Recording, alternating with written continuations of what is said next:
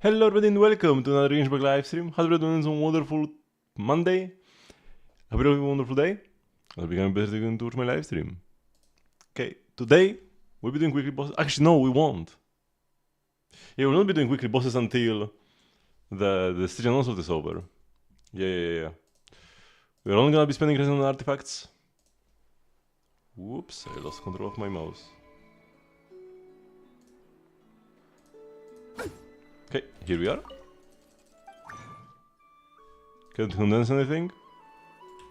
Yeah, surely we'll get the most banger of all the banger artifacts. Surely, no cope.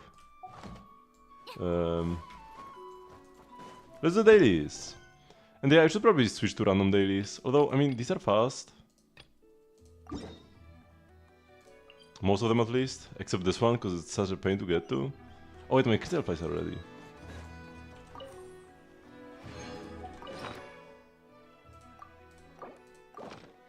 Okay. Oh, and that probably means... No, one more day for this. Escoffier will be ready though. Have I used Escoffier last week? Probably, I hope so.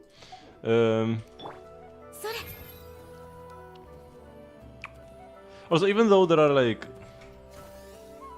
only 4 different activities in like 6 different locations at most, I do tend to find new stuff, even if I go to the same places every time.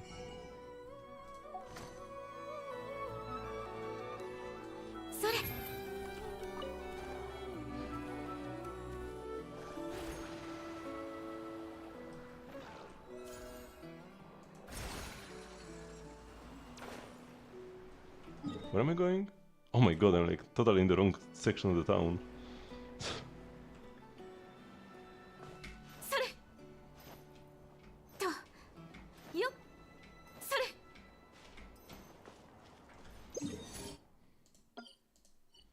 Okay, there are some chests around, but yeah, we don't need to worry about that yet.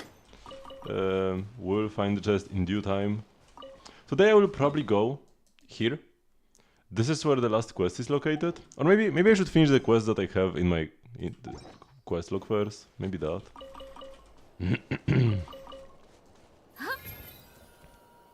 Hello, Wilson.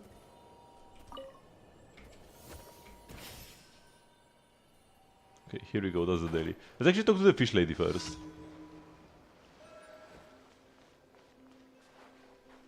Trestigen, how did it go?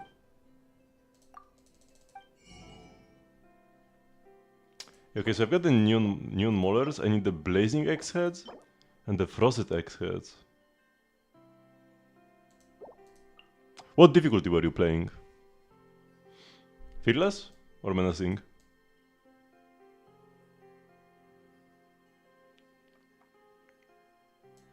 The funny thing is that the boss is totally different on Fearless. On Fearless you don't need a bow, but you do need a dual DPS team, which is more annoying. But yeah, I mean, Fischl is more than good enough for the menacing Drake.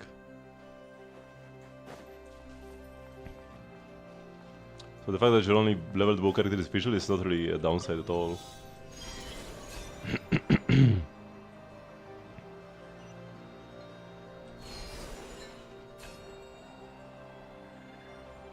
Not enough damage can be a problem. You can have a team with Fischl. I can't think of a team without Fischl. Hello, Did Gamer. Actually, Fischl can go in so many teams. You can play her with Pyro carries in Overload teams, with Hydro carries in Electrocharge teams, with Dendro carries in Aggravate teams, with Anemo carries as just like a sub DPS.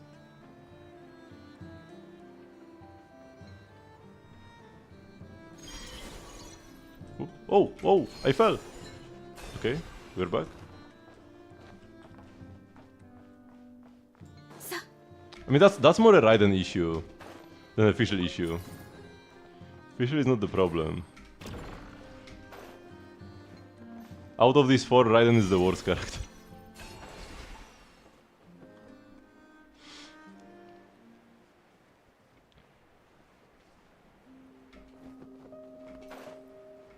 Witaj Hydro! That's a surprise. A surprise to be sure, but a welcome one. Were you drawn here by the smell of the herrings? I'm actually not that big of a fan of them. I don't really eat herrings much.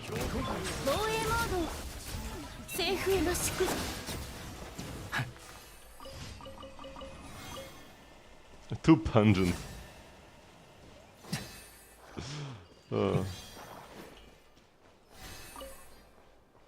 Herring, it's a type of fish. Pretty smelly. It also like it smells. It's very smelly and also tastes smelly.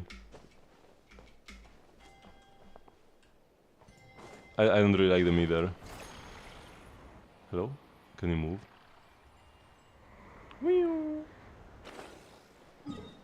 Oh yeah, you know, have you heard of those like incredibly smelly like Swedish herrings? I think like Surströmming or something like that. It's called. Those are way worse than the Polish ones. We aren't even close. But yeah, I have actually smelled them once and kinda tasted them. I haven't really. I mean, I wouldn't really say I ate them, but I tasted like, you know, it's like a little drop. They are horrible. You can't open them in your house, because then your house will eternally smell of fish. So I mean, if you want to imagine the Swedish or Norwegian, I don't remember exactly, herrings, then imagine this, but amplified times 10,000.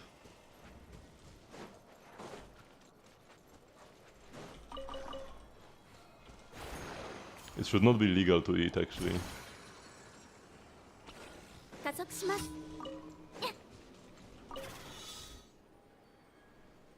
Okay, very immersive daily of press T 3 times. 1. Oh, 2. 3. Wow!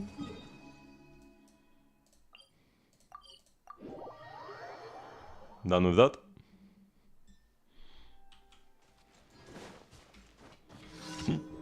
I need to switch my dailies to random, because Nod-krai dailies are so lame.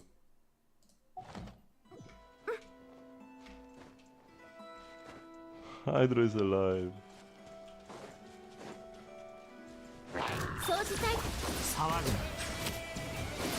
Okay, get this guy on top.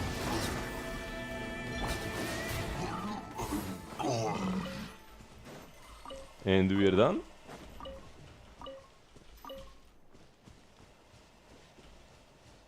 Look at this chonker.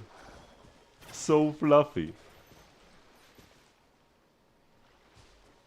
And you know, because these guys normally, they start off brown, but if they fly up to a Kuvaki flower like this, then they puff up and become blue, and then you get 2 crystal flies when you grab them. So sometimes you don't want to grab them immediately. You want to let them marinate first.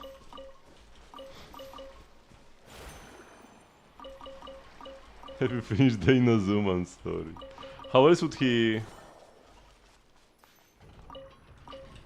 How else would he be the biggest Ayaka fan in the world? The #1 Ayaka main?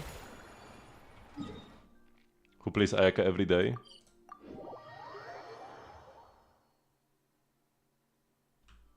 The gate? What gate? Am I gonna do wiki bosses today? No. We're not doing wiki bosses today because we need to spend all our resin on Stygian Onslaught.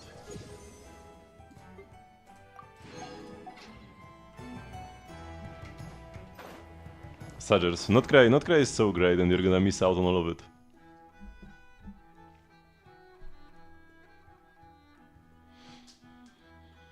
You don't even need to condense all that much resin, right? Normally I would condense this 40, but now I'll just spend 40 at once. But it's really nice to have extra crystal flies. She never to release? But how can you pull for her if you don't know who she is?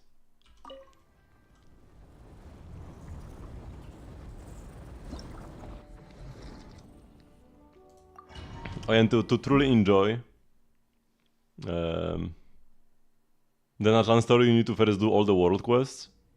It's like plus 20 hours.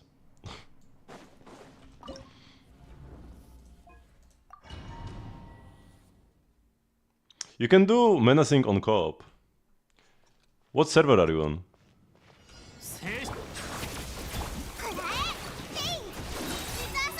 And you can get all the primogems. And the extra better thing as well. You're right, okay. So I can't help you, but we can just find somebody.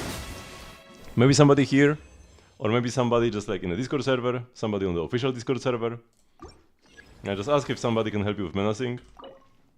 And bam, free rewards.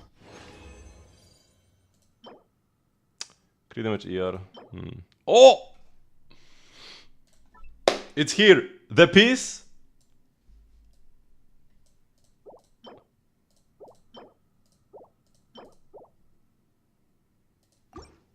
Hello, Mahmoud.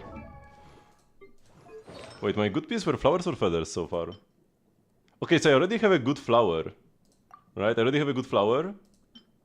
2 of them even. My feathers were pretty bad so far. My best one rolled like 1 each. Oh yeah, I saved all of these cope feathers because I was like, I will need something, so I'll try them out. No need. Can you do freelance on co-op? You can do it, but you will not get the rewards. You can only get rewards up to menacing. Almost no matter how it rolls, it's gonna be good. Ideally we dodge attack. Attack is a bit worse than crit. ER can be just as good though. Depending on how much ER I have on my other pieces. I need to get rid of some pieces. Let's throw this plus 20 here.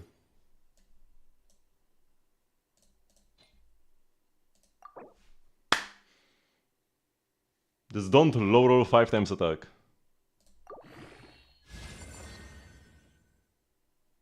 That's still good. Although we low rolled crit damage. ER is like... ER also high roll. And the attack rolls kinda low. Still a very good piece. Still a very good piece. But yeah, it could have been better. Ideally we don't roll crit rate, because Flames already has so much crit rate anyways. Crit damage is better.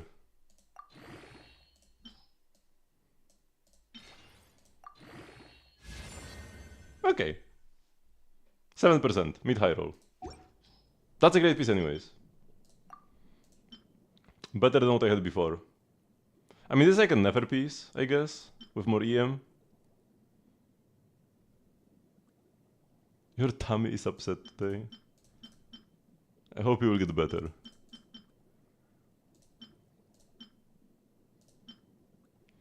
Okay, so what about all these copers I saved yesterday?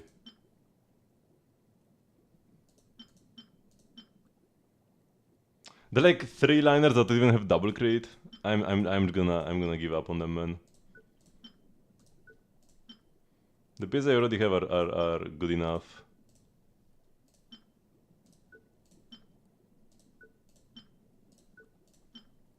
I can keep the double critter.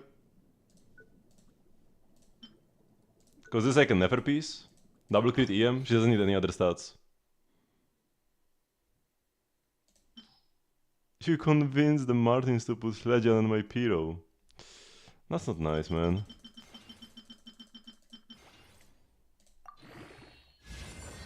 Okay. Crit damage, that's good. Crit damage EM. That's what we want ideally. Yeah, the Martins haven't been all that annoying. I will still hear them sometimes, but it's more just like they are just passing by. Passing through. I don't think they are living here anymore, which is good. Because my roof would probably eventually collapse. Okay, EM is great. 23. High roll. That's a pretty great never piece. Where are they living? I don't know, maybe under my neighbor's roof? Or maybe in the forest, like they are supposed to? They did not evolve to live in roofs. Slowly, slowly in case of double bonuses. Okay, that's amazing actually. High roll crit damage as the last roll here? Yeah, that piece is great. It's not Martians, it's Martins. Or it was actually Martens, right? It's actually called Martin, not Martin.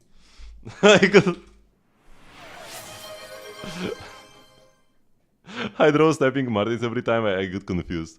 Okay, let's do the squats.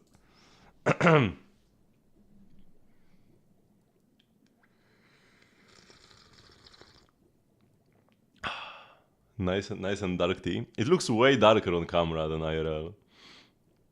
It's not as dark. It's like semi-translucent IRL. It looks like black sludge on camera.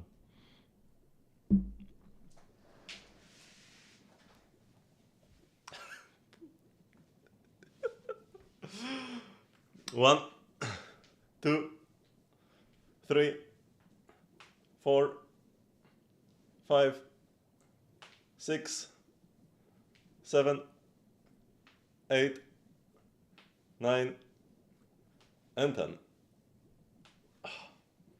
Man, it's kinda hot here, but at the same time, if I open the window, like outside it's pretty cold, but here it's kinda hot. But if I open the window, I can feel the cold air rushing in, and it's kinda too cold. I want to like slightly mix together. Okay, what about this guy? I'm kinda running out of sanctifying actions actually. Wait, all the way to +8, because +4 there's no point. Okay.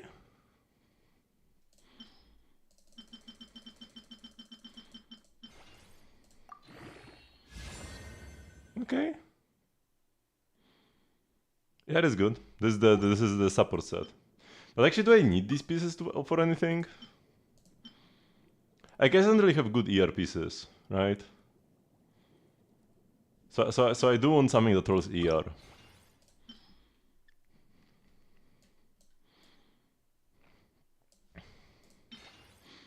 +16. Okay.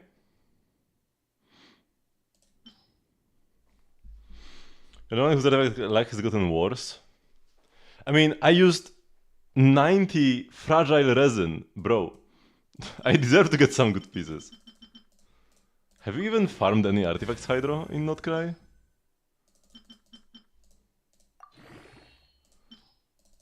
Do you even know what these sets do?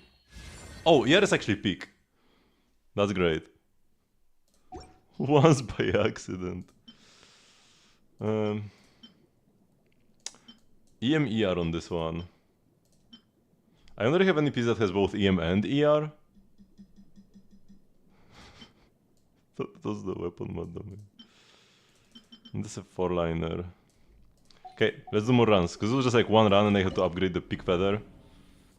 It's not as big as it could have been. Because Flames will already have a lot of attack. So I would much rather have crit and ER. On her pieces. But it's still pretty good.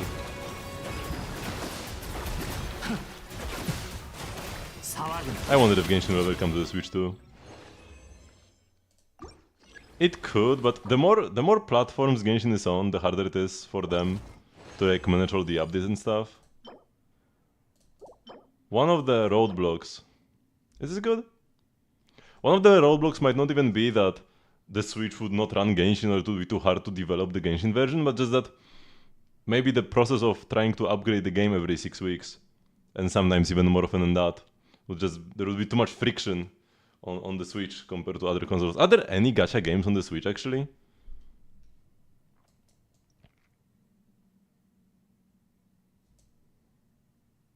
I don't know about this. I don't think I want it.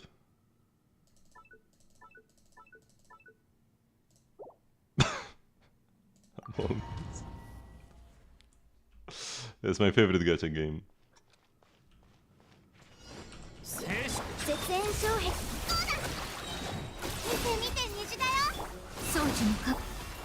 Whoops.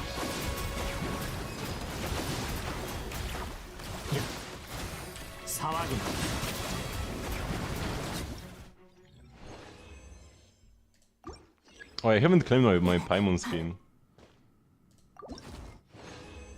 I should do it before it expires or something.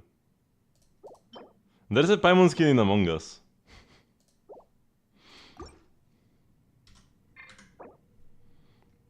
Oh yeah, I've seen some clears of Dire, Stygian Onslaught, Aeon Blight Drake with Mavuika. That like maybe technically if I leveled my Mavuika and Mualani to level 100, maybe I could have enough damage. But the Mavuika combos are so dunk, man. Wait, actually, let me show you. Because whenever new hard content comes out, people come up with a new Mavuika combo. I think this Mavuika combo deals so much damage that it's no longer worth to melt. Because like you hit so fast that you can't really melt properly. But it doesn't matter because you just deal twice the damage by hitting twice as fast. Wait, where did I save it? What is the video? I have 6 Master Stella Fortuna. This, man. So this is a clear. The Mualani is on Wheat Sith. The one thing that I don't have here is Peak Patrol Song. I keep regretting not pulling Peak Patrol Song for Shilonen. Like the beginning is pretty simple with Mualani. You just jump him a bit.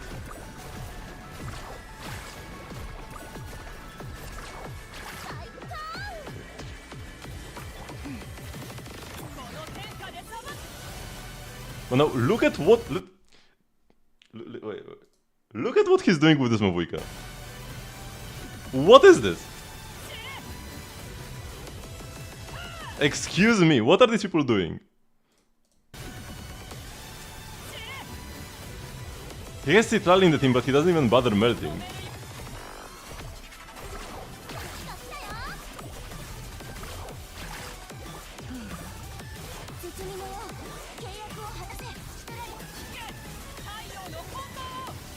And once again, he's like...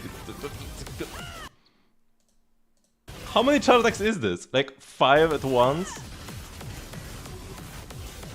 But yeah, Mavuika is pretty busted.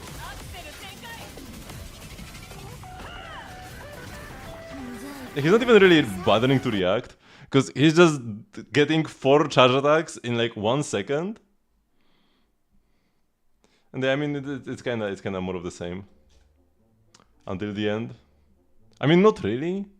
The rotation between Mavuika and Mualani is pretty dynamic, but like the Mavuika combos is what I wanted to show. So like, your Mavuika could be dealing like twice the damage if you were just a better player. But I'm not a better player either. Nobody knew this was possible until like the Stygian Onslaught. Because the Stygian Onslaughts get harder and harder, but people are still playing with C0 Mavuika. Like Mavuika gets better every Stygian Onslaught because people come up with new tech every Stygian Onslaught. Blooming should be burning because it's like Emily mail, haha. Whatever, imagine caring about Emily. Hoyo doesn't, so why should I? Update summary. Valley Orchid Yelan. The charge attacks will fire rapidly and repeatedly. Or not fire at all. Okay.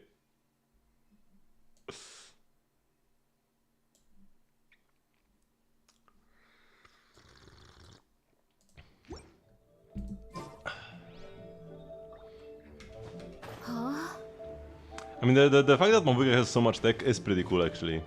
People were complaining that Mavuika is too simple, you just hold the charge attack and go in circles, but no, man. Mavuika has the dunkest combos in all the game, honestly, right now.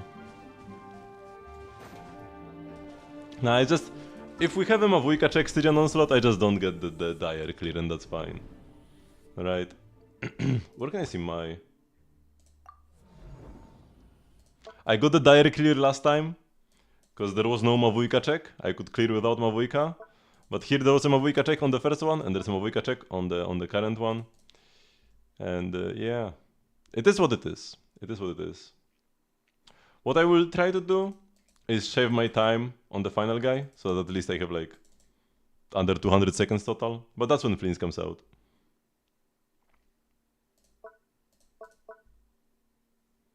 I got them once, and that's what matters. But yeah, I had the investment on the right characters. I had the Inefa, had the Skerk, and had Kinich, some of the best characters on each boss. Here I don't really have anything for the Drake, because the only character that actually like does well here at low investment, like low-ish investment, is Mavuika. But still, by low investment I mean like C2.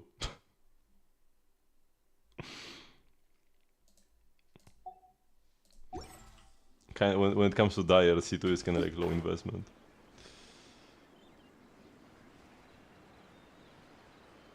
Verka you do insane in one and struggle in the other two.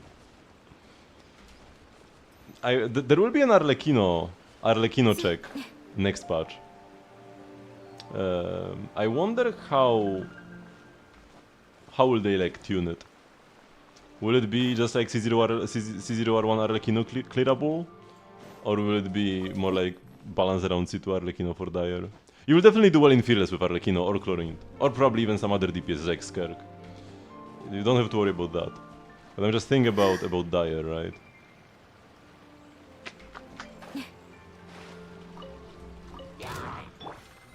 Hello boys.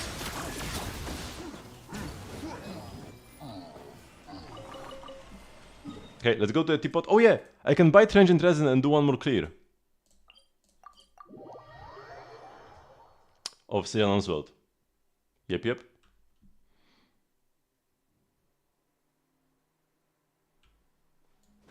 And I should do my artifact route as well. Because I clearly do not have enough artifacts.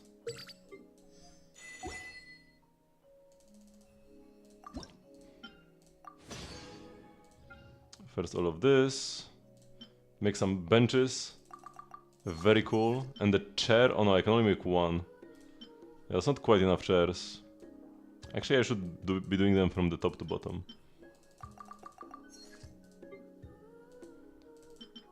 Pedunculate oak. What I will get is white chestnut, because I hate farming this wood.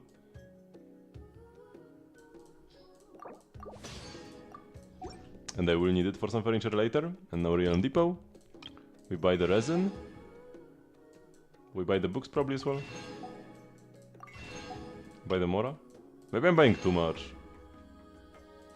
But should I buy books or Mora? I don't know, man. Maybe books. And leave the Mora. Because I can get Mora from 1-star artifacts. Oh yeah, speaking of artifacts, I need to do two things. Number one, go through my 4 stars.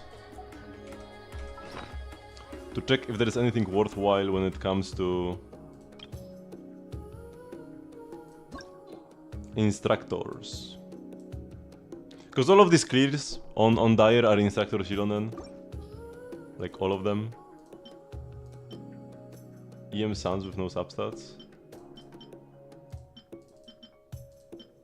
I actually don't have any new 4 stars. Okay. So let's salvage all the 4 and 3 stars.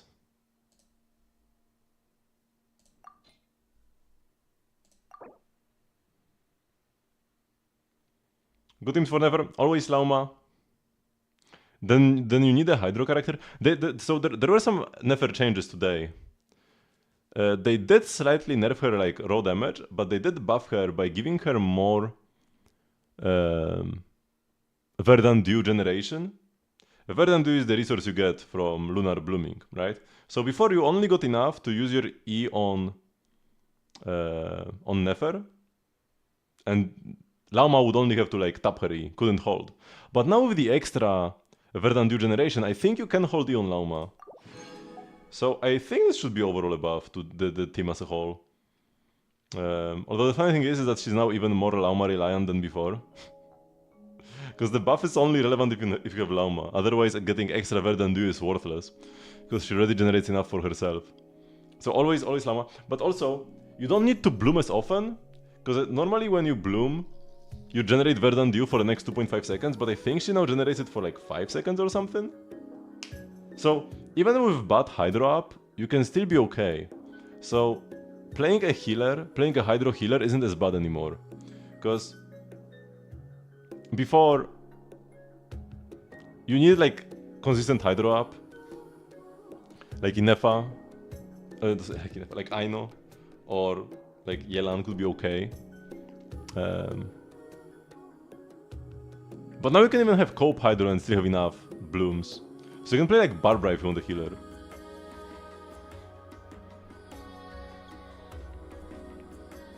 Yan and Yao Yao? Yao Yao is pretty cope.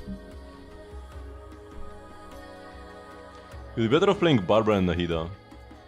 But if you really want the double mummy team, then that's fine. Good flame teams without Inefa. So flame teams, there are. You have 3 slots, right? Actually, I can open. Oh, I cannot configure my party when I'm sitting down. In the flame teams, you have 3 slots, and they are actually kind of cut and dry. So one slot has to be an electro character. Flames is a character who heavily relies on energy. He needs energy for his bursts to deal damage, because he does not deal damage outside of his burst. So you need an electro character. The best one is of course Inefa, but you can be perfectly fine playing other electro characters. You can play Fischl and that's okay. You can play Ororon. You can play... I've heard that Sarah is not as bad as you would think she is, but still kinda cope. Even like Shinobu is a thing, although she wouldn't be best. But I guess if you want to sustain, yeah, because normally your Inefa slot is the sustain, she's the shielder. So if you want to sustain, you would play Shinobu. Yeah, you can play Janssen as well. It's kind of weird because Flint doesn't really move much, because the Janssen mechanic is that she buffs your attack more if you are moving a lot. So characters who like plunge or Mavuika who goes in circles, they get a lot of buffs. And the character who stands in place like Raiden doesn't really get buffed by much. Flint kinda stays in place while attacking, but his attacks don't really do much outside of his burst.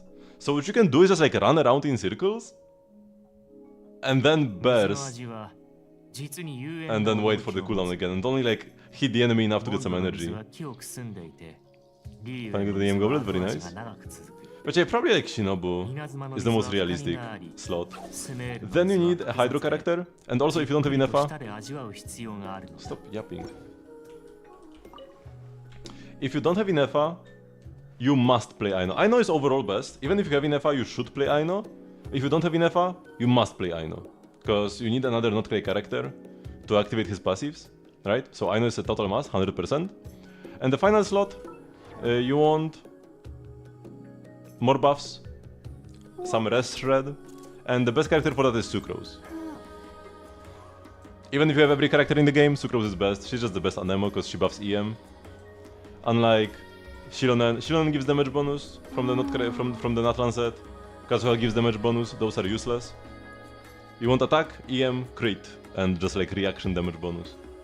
So Sucrose gives you a lot of EM, and she can have VV.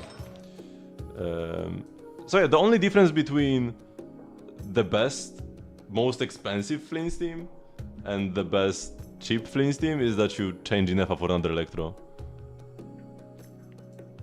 And if you want some sustain, then Shinobu would be the choice. If you're okay playing sustainless, you could play like Fischl or Ororon instead. Or maybe you could play prototype Amber Lisa for a Death Shred. Actually no, the Death Shred is useless from Lisa. Because his damage already ignores defense.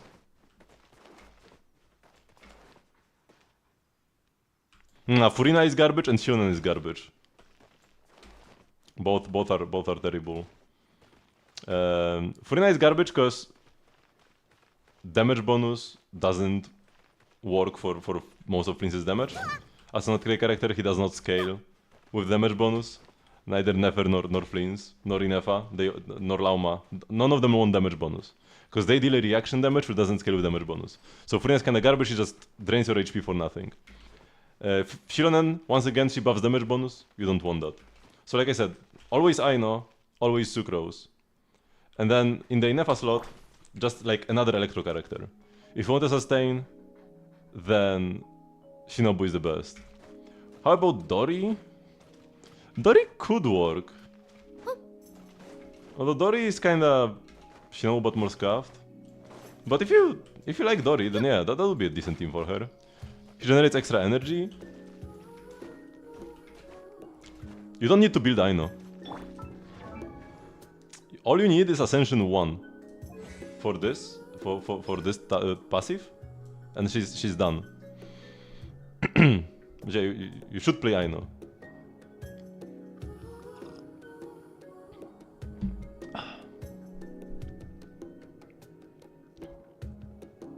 You only need level 20. You don't even need level 50. I'm gonna level Aino because I love Aino, so I'm gonna 90 her. But all you need is level 20, Ascension 1. You need Ascension 1 to increase her burst duration. From this passive, you need this passive, right? You don't need this one, this is just more damage. You don't care about this. Aino doesn't deal damage. So making her deal more damage is worthless. Her talent levels are not needed either. What's good is her C1 and C6, if you can get those. But even without those, she's good. So the reason why Aino is good, you might be wondering why. So, for one, there is the Nod-krai thingy. The moon sign. You need moon sign level 2 for Fleens. Fleens gives 1, Aino gives 1. If you don't have Inefa, you must play Aino. It's like end of story. No other option. But even if you already have moon sign level 2, even if you already have Inefa, Aino is still best. Because... Aino, stop crying.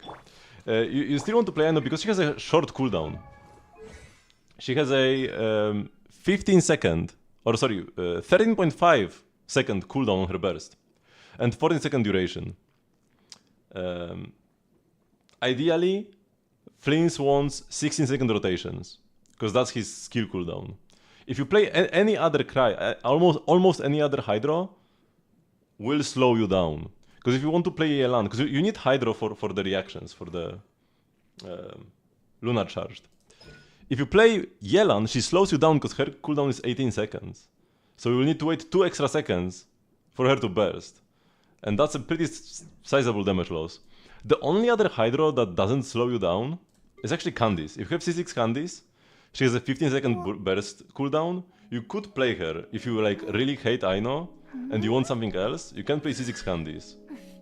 And like, it's not like Yelan will ruin your life. She's just slightly worse. But it's okay, especially if you have like cons. If you have like C2 Yelan, then I guess her personal damage would contribute enough. But like when it comes to 5 stats at C0, Aino's best. And also, only with Inefa once again, you cannot replace Aino if you don't have Inefa. So where were we? Need to finish building Llama and Aino, but free artifact farming is still out. I mean, you have time, you have time. You have Inefa, so who is Flynn's best 4th slot? Sucrose is the final slot. She's the best shredder for him. Even C2 Kazuha is worse than Sucrose. Because his damage bonus is irrelevant, like totally irrelevant from the Poetics of Fubutsu. So even if you have the 200 EM, that's still less EM than Sucrose, and his animations are longer.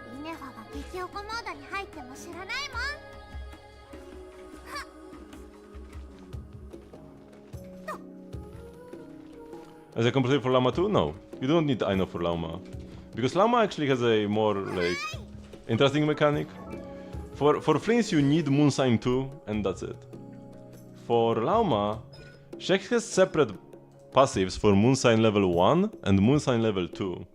Moonsign level 2 gives her more personal damage. And more damage to Nefer. So like when Nefer comes out, you play Nefer Llama, you get Ascendant Gleam, more damage to Nefer. But if you only have one, so if you don't have anybody else but Llama, you get extra Bloom damage. Like Hyper Bloom, Nilu Bloom, right? So in those teams, if you are playing a Hyper Bloom team, it can be better to actually not play another Nod-krai. Like actually avoid playing another Nod-krai. So even though Inefa might be a slightly better Hyper Bloom trigger than Raiden, you would play Raiden and not Inefa to avoid 2 Nod-krai. You can also play 2 Nod-krai in current Llama teams. That's fine. And you can build Llama for like crit and then one-shot the crab boss. So that's a thing.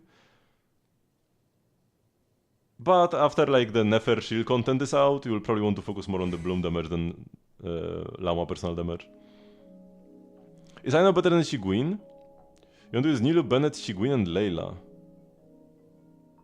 That's a very random team. Neither Shiguin nor Aino do much for you in that team. If you are just vibing in the overworld, probably play Shiguin because she's a healer. But yeah, neither Shiguin nor Aino do anything really. It's just a team for vibes only, it's not really a good team for combat. Because if you are playing Nilu, you only want Hydro and Dendro characters in your team to activate her passive. She has this passive. This. When all characters in the party are Dendro or Hydro.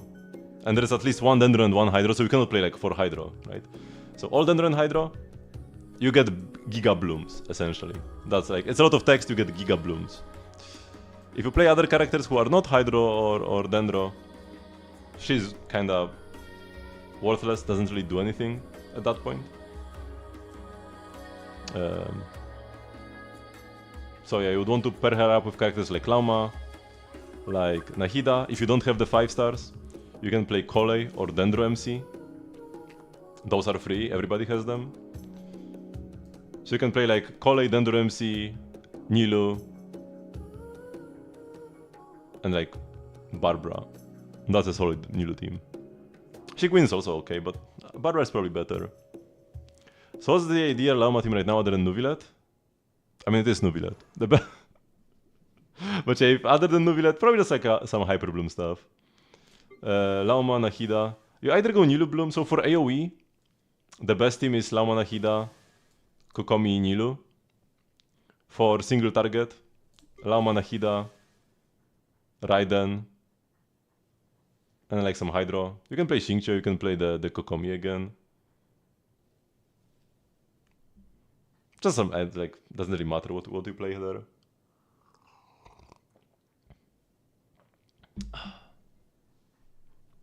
You need, when it comes to artifacts, somebody needs to have 4-piece D-put in your team, in your Lauma team, but doesn't really matter who, right? So if you play her with Nahida, you can just give Nahida D-put and then Lauma can play the Nod-krai set, even if you don't have 2 Nod-krai. Because like, when you have 1 Nod-krai character in your team, the set gives 60 EM to the party. If you have 2, it gives 120. Of course, ideally you want 2, but even if you only have 1, it's not like there is anything better to play, right? So, might as well put this on somebody. So yeah, when I was playing the Nilu Bloom, I had Silicon Moon Serenade on Lauma, and Nahida on D-put. And then Nilu just on 2-piece HP, and Kokomi on Flower of Paradise Lost. Yeah, I know it's a good character to put Silken Moon Serenade on, but if you are playing... yeah, for example, for the Giga Fast Crab clears, because in the Stygian Onslaught we have the Crab guy. If you have Lauma, you can kill him in like 50 seconds on Dire with SC0 Lauma. So you actually build Lauma for like max personal damage, you play the Night of Skies Unveiling set on her, like EM crit. And then what you do is you play D-put on Nahida. I also saw the guy had Nahida, Diona, and Aino in his team, right? So he played D-put on Nahida. I mean, that's simple, somebody needs to have D-put. And they put Silken Moon Serenade on Diona. So the Nod-krai support set was on Diona, because anybody can play it. You don't need to be from Nod-krai. And then they put Aino on Instructors. Because like I said before, you do not need to build Aino for her to be good. So that means that she's the perfect wielder for Instructors. Because you can just put any garbage on her, and she doesn't get any wars. So, if nobody else in your team has Silken Moon Serenade, and nobody can play it well, then yeah, you play it on Aino.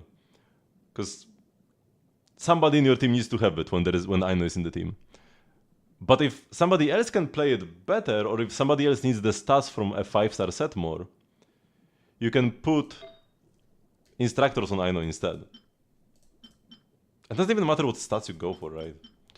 She doesn't even really need ER all that much, because you can play Flame for it inside, and that gives her 24 energy. That's half her burst, just from the weapon.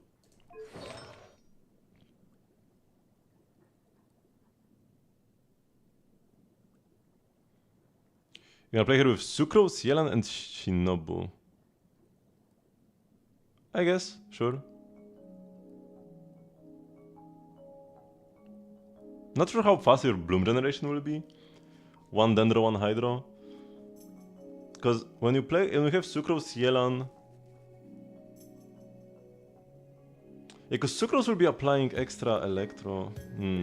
Like the issue with a team like that, Sucrose, Yelan, Shinobu, Lauma, is they might not have enough Dendro to overpower the Hydro. And then Lauma would be the one blooming and you won't be getting as many blooms. I feel like it would be better to replace Sucrose with a Dendro character. But this can work, it's like fine, it's okay. But I feel like replacing Sucrose with another Dendro would be better.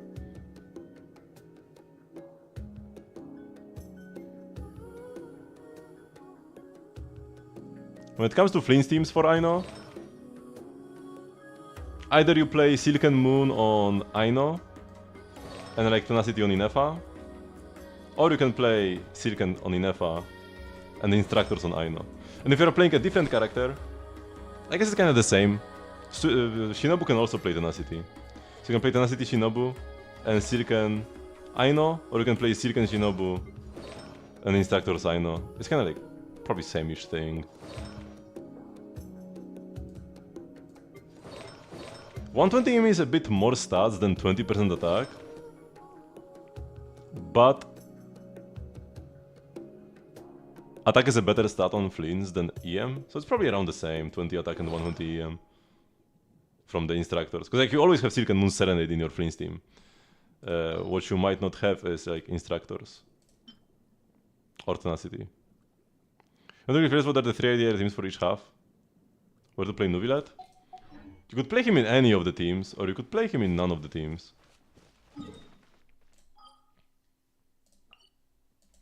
He can actually do well versus every single boss, but he's not like amazing versus any of them.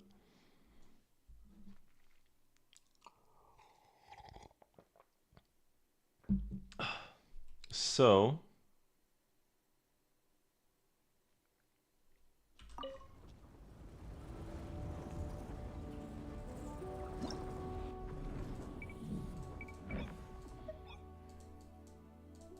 we got these 3 bosses. We got the Drake. Actually, I can go like here. So the crab is the simplest. If you have Lauma, she like destroys him. You can either play any like Bloom team. I played Nilo Bloom here, or you could actually kill him in like 20 seconds by one-shotting him with Lauma. If you just Giga buff Lauma, give her a lot of crit, give her a lot of EM, and just play EM buffers, you can do 1 whole D, detonate 6 shrooms and one-shot him, or you could just play a regular Bloom team and kill him in like 60 seconds. Hyper Bloom does perfectly fine with Lauma as well. Lauma just absolutely destroys this boss, you don't really need much else, as long as you have Lauma. You can play anything. Versus the Fatui guy, there are kinda 2 options. I guess a few more, but 2 options that actually like work consistently. Either you play an Electro DPS with some Hydro support. Ideally Inefa, but without Inefa is also fine. So we want an Electro Charge team, right? Ideally with an Electro DPS. You could do Nuvilet here with an Electro sub DPS, but it doesn't work as well.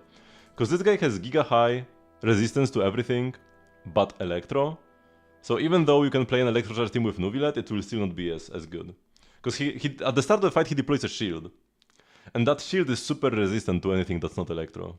So even if you have Hydro for Electro Charged, Hydro doesn't work as well as the Electro itself. Chlorine would be great, yeah. Chlorine with some Hydro. And just like some buffers. The other option is to brute force him. If what works best is Skerk. You can play a team like this, but with like ideally with some support in the final slot. For Skerk, you play like you play Shenhe, you play Dahlia, you play Citlali, just like something. But yeah, Skerk works against this guy as well. You can just brute force the shield, and once you break the shield, the fight is free. Because Skerk just perma-freezes the guy. He cannot really do anything. The issue with non-Skerk DPSs, if you want to brute force him with like Mavuika, you can break the shield, but he can put the shield up again. After a while. And if he pulls up the shield again, you will not break it in time unless you have like high constellations. Or you have Electro Charged, right? Electro Charged teams can deal with the second shield. Or second set of shields, because it's like 3 shields. 3 layers of shield. Or Skerk just freezes him and there is never another shield. So those are like the 2 major options. And for the Drake, ideally you go for either Mavuika teams with a second DPS, so like Mavuika Mwalani, Mavuika Kinich, stuff like that. Or Skerk again, but you want to focus more on Hydro damage. So you can go for like a dual DPS team with Skerk and Nuvilet. Or you can just go for like Yelan, and then Yelan is your secondary DPS. You do not use a bow against this Drake. There is no bow weak point. He never fly, like, he can fly, but if he flies you lose. So the way this Drake works... Actually, let's just start the fight. To show what he does. Sure, this is okay.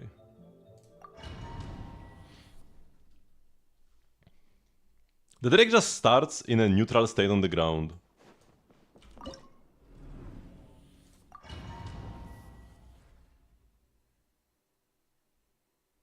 On Menacing it's different. I'm talking about Fearless right now. Right, he just starts on the ground.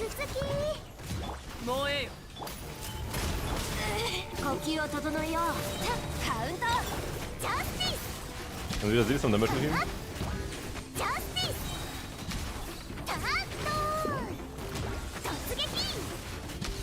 And after I take away a quarter of his HP, he will increase his rest to Electro.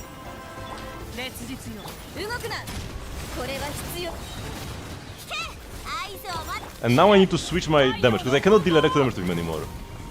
So I switch to... Whoops. So I switch to Mavuika, and now I like spin at him with Mavuika, while he's resistant to Electro. Pretty unskillfully, but whatever.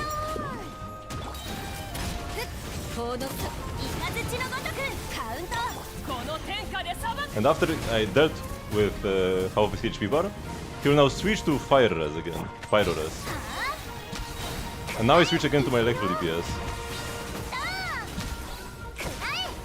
And after I'm done with quarter of his HP again, for the final quarter, he increases his Pyro Res again. Or sorry, Electro Res again. Now I switch to Pyro.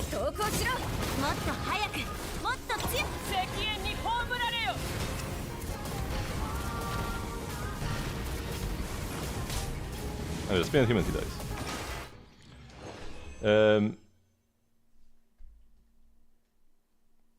Sure, we did this faster than last time. That's good.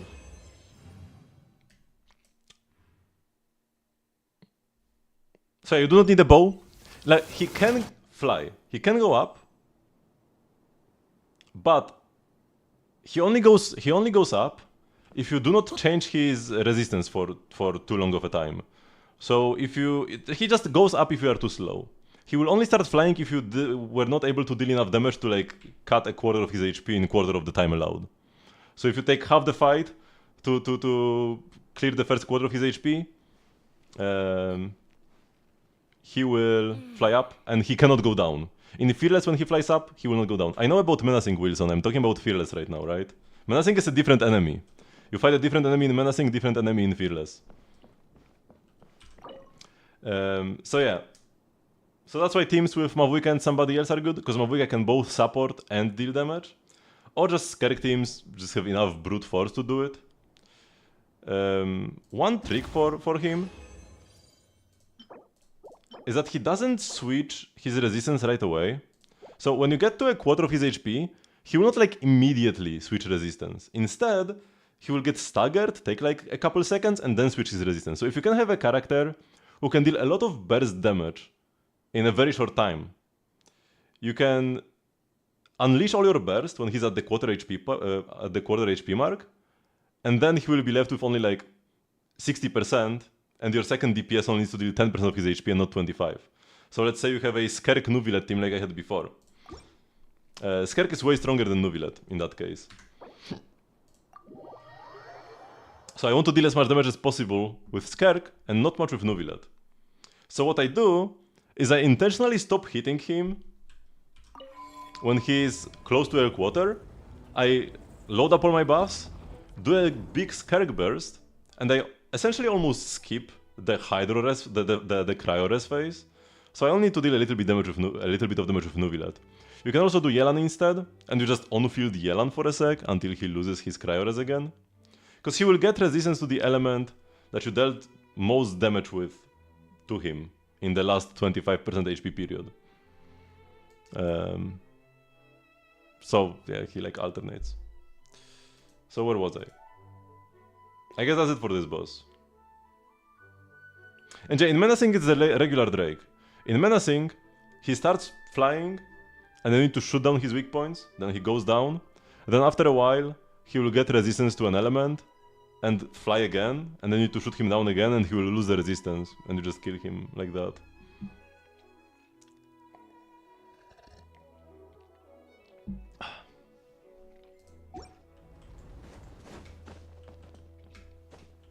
So the Menacing Drake has a pretty annoying mechanic, but it is Menacing, so he doesn't have all that much HP. So you can, on Fearless, if you've got like well-invested characters, you can cook. You can try different things. Actually, let's see on my friends list what people have done for him. Right? Here we've got... Yeah, Molani Mawujka. Both C2s actually. This could be a dire clear with C2 Molani, C2 Mawujka. But yeah, just Molani Mawujka here. Here we've got Versa Mawujka, Overload. Those are some of the most common teams. Here we've got Melt Arlecchino with Ayaka. I mean, this is with cons. You probably couldn't do set C0, but yeah, you can cook. And then Saya did this with Molani Mawujka. I've also seen, oh yeah, Pape cleared on Dire in 30 seconds with like C6, but... Oh, he changed the team. He had Chiori before. He had the Shiron and Chiori, but changed to Shiron and Molani now.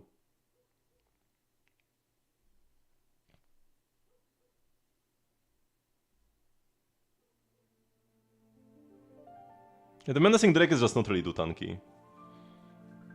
You can take him down pretty easily if you have got any like well-leveled DPSs. And also, once again about Menacing, you can just go into co-op. You can just you could try randomly joining people who have cons on their account, right? You can, if you don't want to engage in any social media to find people, you can go to co-op list. Look for random, like click on a random person who's like AR60, ideally. Look if they have any like cons. I guess this guy doesn't have anything. And then join them and ask them if they can help you clear Menacing. Actually, you can even see Stygian Onslaught, right? You can see people Stygian Onslaught clear records. Oh yeah, this guy cleared Fearless, so he could carry you in Dire. If somebody cleared 5, they can carry you in 4, essentially. So yeah, this guy has his Mawujka. You just message him and ask him if he can help you. Or you can just go on social media. You can go on like Discord or something. Actually, all of these people could be strong enough.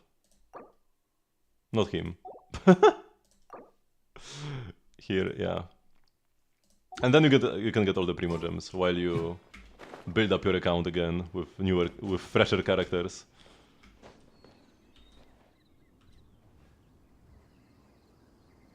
Is it in the Crab? I mean, Crab is free if you bloom him. There isn't really much philosophy to the Crab. If you don't have any limited Dendro characters, you could have trouble with the Crab, but it's still doable. You can do Fearless Crab with only 4 stars. You can do like Collate Dendro MC, Shinkcho Shinobu or something. It's painful, but it's doable. And that's Fearless. And if you've got Nahida, if you've got Lauma, it's like Giga free. If you've got Nahida, it's pretty free. Having Nuvilet helps as well, because you can do Nuvilet Bloom.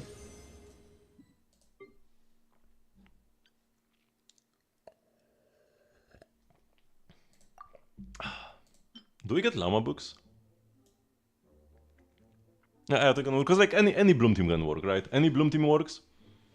And Ayato applies Hydra. But yeah, in that case you just play like Fav Ayato. So that he batters your teammates. The Ayato doesn't deal damage himself. That's actually a difficult choice. Am I gonna level up her talents more? Highest Hydro up? No, that would be Xingqiu. His ult is big, but it doesn't actually hit all that much. It's better in AoE. Like, he will be better than Xingqiu in AoE.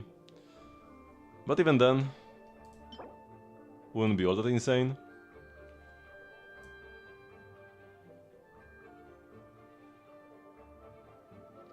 So I either go for the Moonlight books, go 9-9 on Lauma.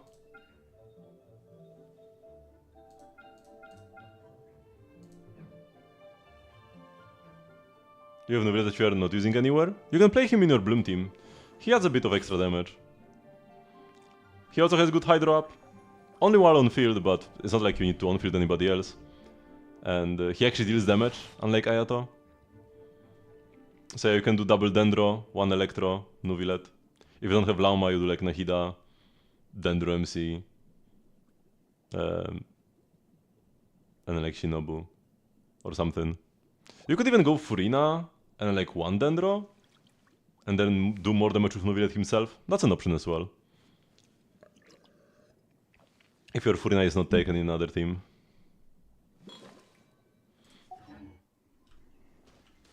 Usually double Dendro is more reliable, because then your Hydra will be creating all the blooms.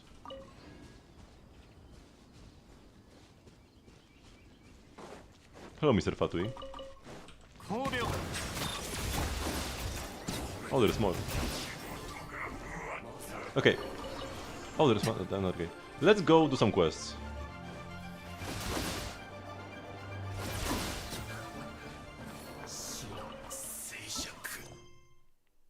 I got the stress of changing careers. This guy created a puzzle course for me and I have been ignoring him for like 2 weeks. That's pretty rude. 1 more week until Flint's, I'm pretty excited.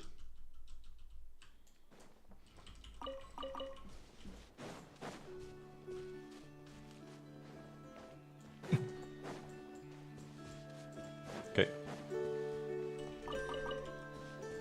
Apparently we need to go inside of here. The second challenge, from here on the terrain starts to play a role. Oh, in the second half the targets will start moving, so be ready to shoot on the run. Doesn't this spoil the most exciting part of the challenge? Something just splashed by over there. Okay.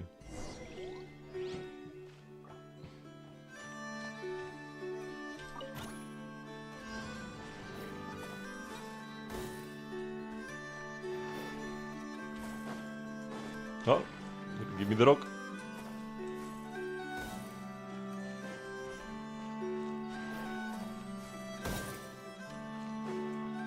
How exciting.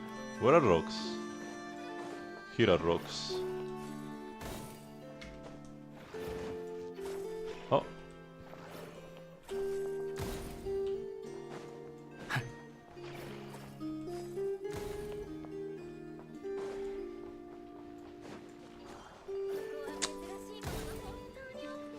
You definitely could do a better job on this puzzle course.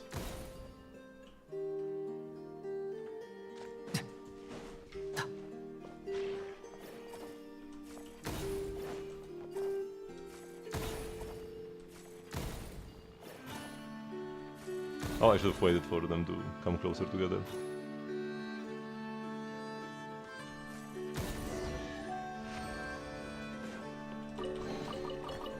Oh, what are those hearts? That looks cute. Oh, actually this is from the event. Oh yeah. This is Jeanette's thingy. Can I not fit here? Yay! Oh wait, let's jump up here. Oh, come on. It's actually fairly... Oh yeah, here we go. Fairly precise.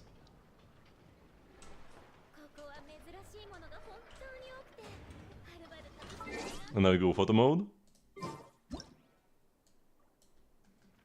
Too bad we don't have any poses. For Rhino. Alpha pose.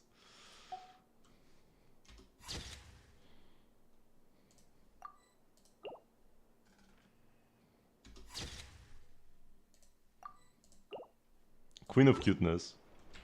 I mean, those are like her creations, or actually, they are based, because I think these robots were actually made by Jeanette, but they are based on Aino's creations. So definitely fits pretty well. Hello, Vino.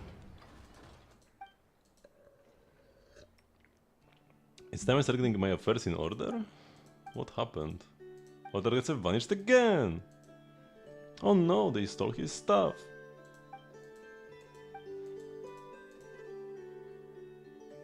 The cave. So this is the quest with the moles underground. Because there says cave that I couldn't progress in. Face my server account. Like definitely pulling a modern DPS will help you a lot.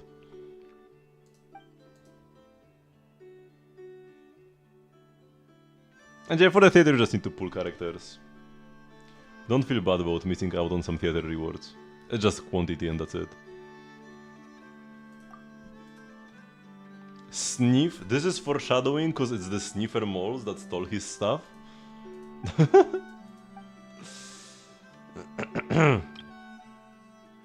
Do that on my funeral.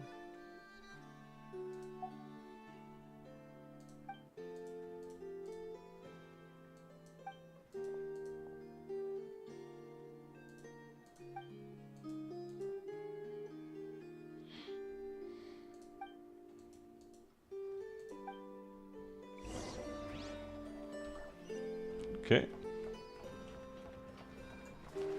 Oh, will I get to talk with Aino? Or will I get to talk with some random NPC instead, unfortunately?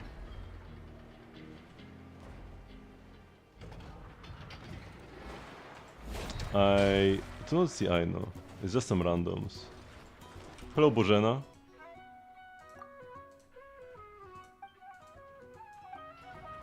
Cisco.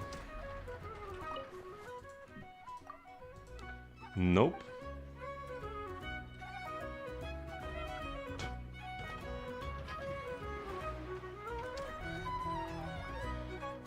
EM sounds on the Flinset with double crit and defense. Definitely a great piece for Nefer. Not so much for Flins. EM is playable, but pretty much strictly warden attack.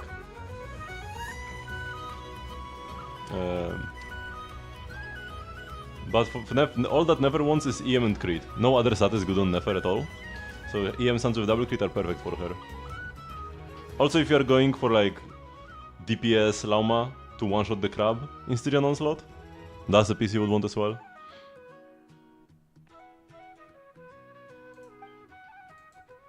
Uncle Young?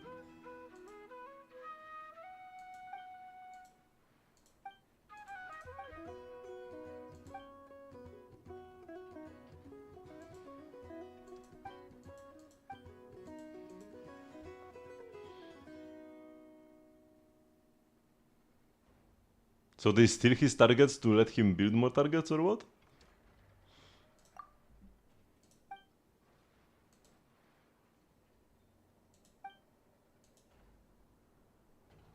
The kids are grifting him, man. They are stealing his stuff and selling it back to him.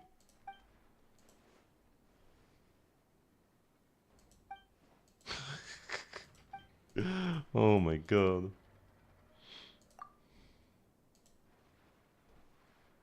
Infinite money glitch.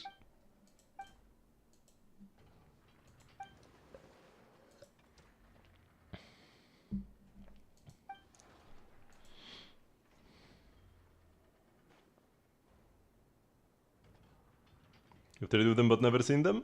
They are very cautious.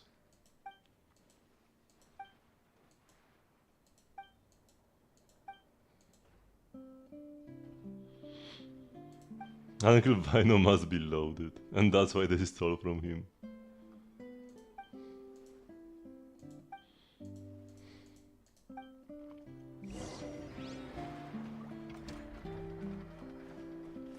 Search higher?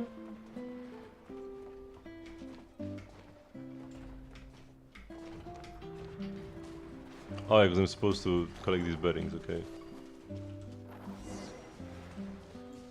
And I will go to the cave, right? And I can finally clear it out. It's been annoying me for ages. Oh yeah, also, actually, scratch this. We'll finish this in a sec. I forgot one of my artifacts. Oh, and I was also supposed to strongbox something. Let's cancel this for now. Go to Natlan and I will correct my 1-stars over here. They should have respawned because I've done them earlier yesterday. And yeah, I have like a billion 5-star artifacts at +0 that I need to throw away. So I do need to get strongboxing.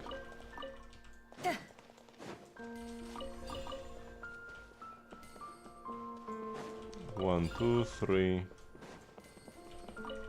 4, and 5.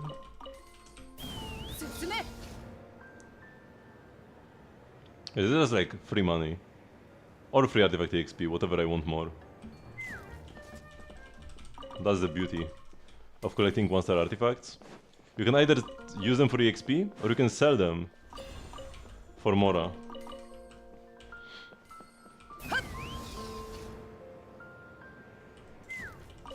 Last time I actually sold them, because I figured I have enough EXP, but I'm not sure if that's true right now. Maybe I would like EXP more, actually.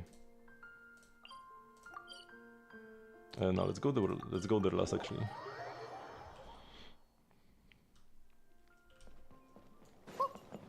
Here we just go 1, 2, 3.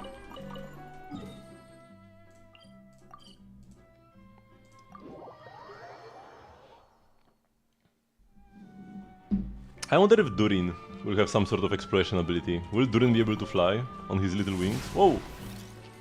Come on, Varesa. I do hope Durin can fly. When is Durin? Should be in Luna 3. So that would have been 6.2.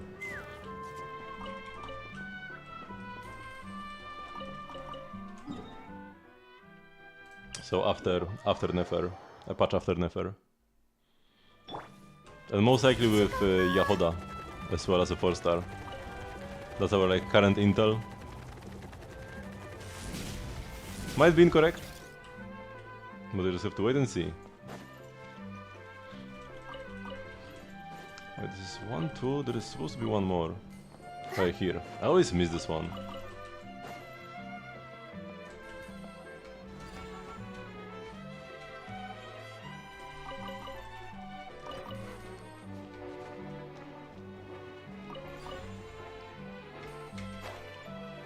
Oops.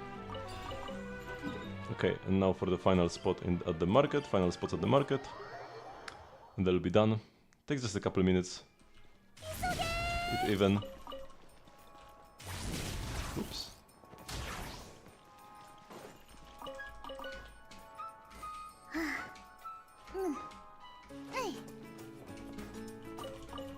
So if you ever just wished you could have like more Mora artifact EXP, looking up some artifact routes and grabbing the 1-star artifacts around the world every day is an amazing way to get some free resources.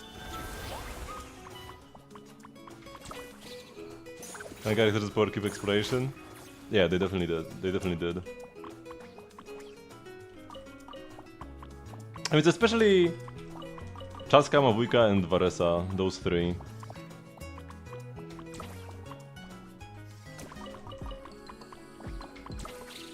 Now we had better characters before as well. Before Natlan, the best team would have been Wanderer, Xianyun, Chiori, and like Yelan. Kazuha has not been the best for a while. Woo-wee. Oh, come on.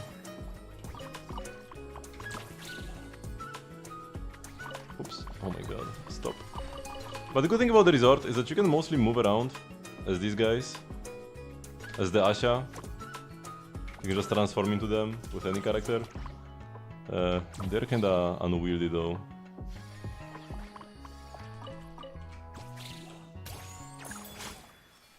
I like that you can see the corpses of the Asha I always leave here. Because I always exit the Asha at this point. And the game for some reason remembers the thingy.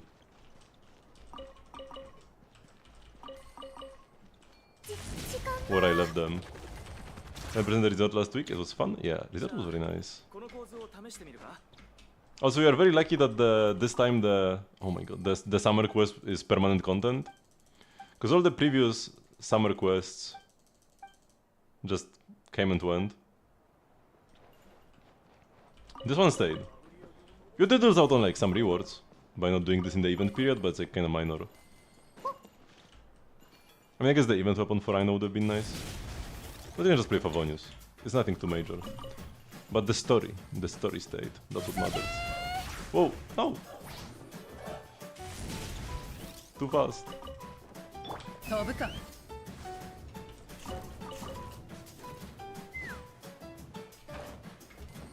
Here we go, and I'm done. So Strongbox. One more thing I want to do is the Strongbox. Now, which sets do I get? Hunter? Tenacity? Petra? Nah, I refuse to do Petra, man.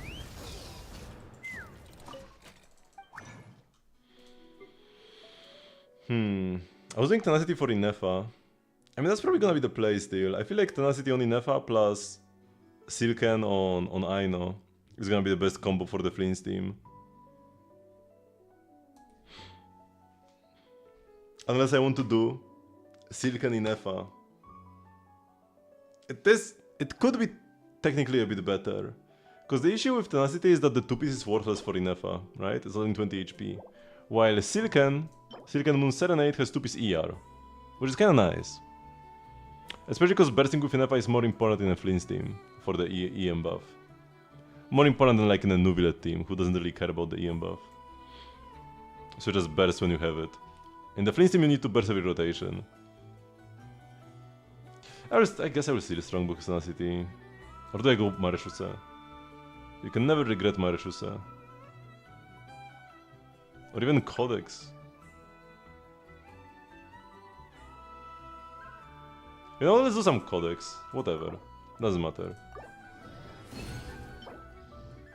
Attack, but substats, Geo, HP.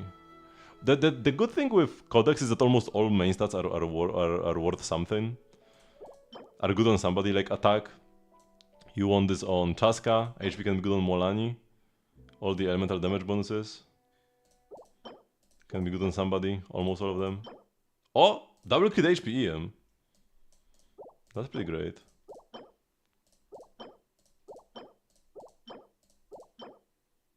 HP? No, I already have Peak Sounds for Molani and doesn't have crit damage. And I can use Swav? Yeah, every character can use Swav. Should I take a look at these goblets once again? Just a quick look. Because I got so many of them. It's kinda hard to keep track. So I might have let a good one go.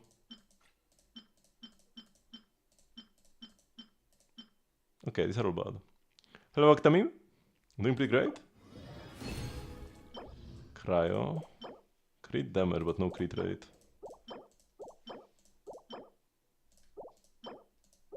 The flowers seem to be 4-liners really. Attack, defense, attack, defense. Okay, nothing good here. Quick check of these guys again. Geo, Anemo, Electro. Damage bonus goblets are not great on this set. They're like only off pieces. Most of the time. I mean, technically this is another set you could play on anybody. If you are playing your Arlecchino with Inefa and Aino, you can play Knight of the Skies Unveiling on her. Unlike the Natlan set. You can't put this on anybody if your team meets the right requirements.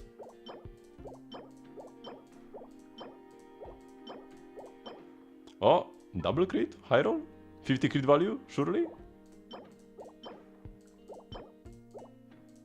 HP double crit? No, this is attack double crit. I don't really have great attack sounds. If I roll 4 times crit, it could be good. And it's not like let's say Kinij doesn't really care about any other stat than double crit attack. Any new updates? We renovated our kitchen, so that's pretty great. It's so much more comfy now. It was kinda cramped before. I started playing Silksong like yesterday, and I'm hooked. I really liked Hollow Knight, and Silksong is just Hollow Knight again, and I love it. So far.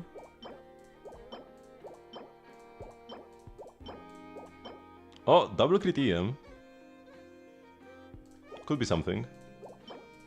We want crit damage hats. I never really got any great crit damage hats. Man, so many artifacts. Crit damage, but no crit rate. I mean, there is a world where this is not terrible. Nah.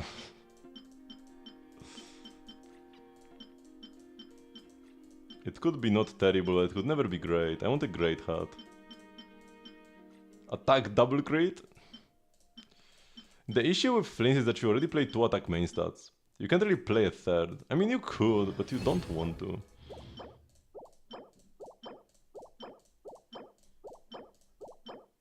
What are my crit damage hats?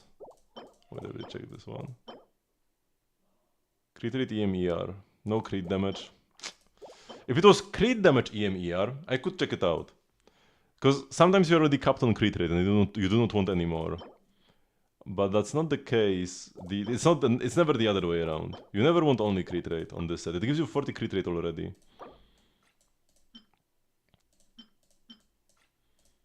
All these crit damage hats are almost good.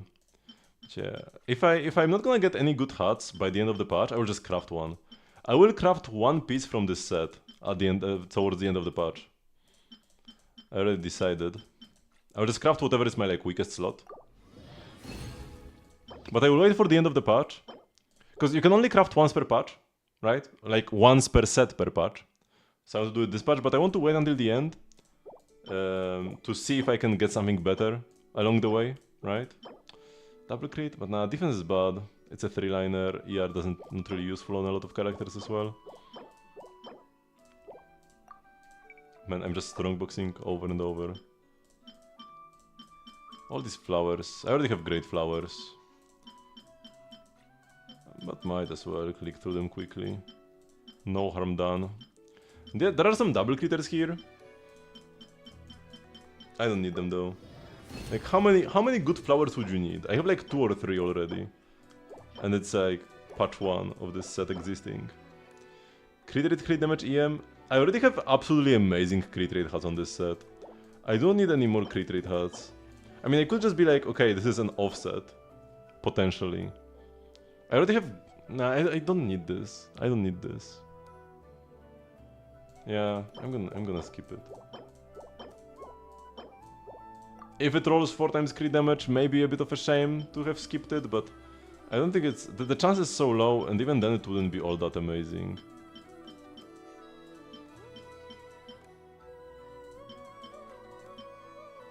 Attack, crit damage, EM. We want ER as well. Crit rate ER is more like it, but it's crit rate and not crit damage. When I'm gonna craft... If I craft attack sands or like an attack goblet for fleens, do I go crit damage crit rate or crit damage ER? Good question. Ideally I want all of them, but I can only guarantee 2. Wait, HP? No. How long can this go on? I just have so many artifacts.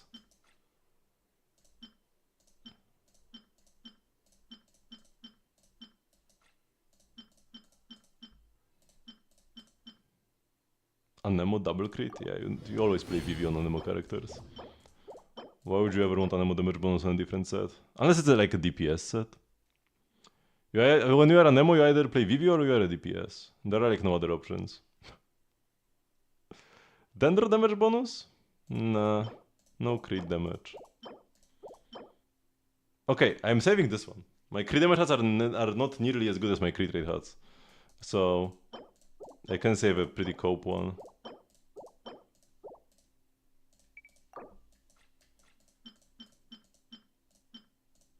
I mostly want like EM goblets, so just make sure I don't have any EM goblets for sale here.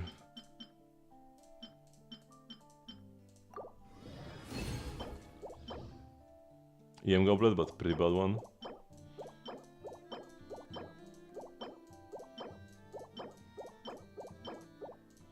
Double crit HP? I could check it out. I don't remember what my current flower is on my Molani. Probably better than this. I can't imagine it's worse. This has EREM. I'll get better pieces though. Getting EREM should not be all that difficult in the future. But EREM is probably what I will want on Aino. Or actually no, like EM crit on Aino. I will build Aino for max Lunar Bloom damage. Or Lunar Charge damage, rather. Lunar Bloom doesn't deal damage. I mean the core created by Lunar Bloom can deal damage. Crit damage HP? Nah. I mean, okay, it's a 4-liner, I will save it. Double crit ER, flat HP. Okay, we can save this one.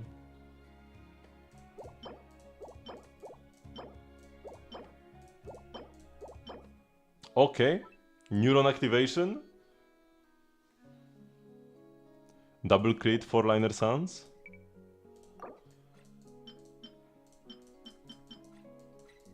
Double crit, but no EM. Crit damage, crit rate. The hats are so hard to evaluate. You probably just play crit rate on most characters.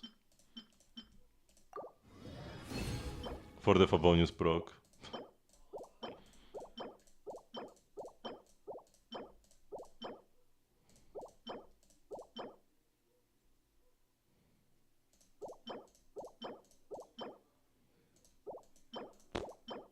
Nope. Oh my god, we are still going.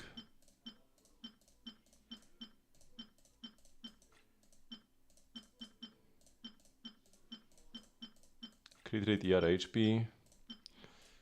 It has some potential. It's not great though. Defense, fist damage, HP. This is good subs. But it's a 3-liner. I could check it out though. Because it got the 4 perfect subs for like Mavuika. My current piece might be worse than that. I just don't remember what I currently have. We are still going, man. How many artifacts do I have? I don't need to check these ones, do I?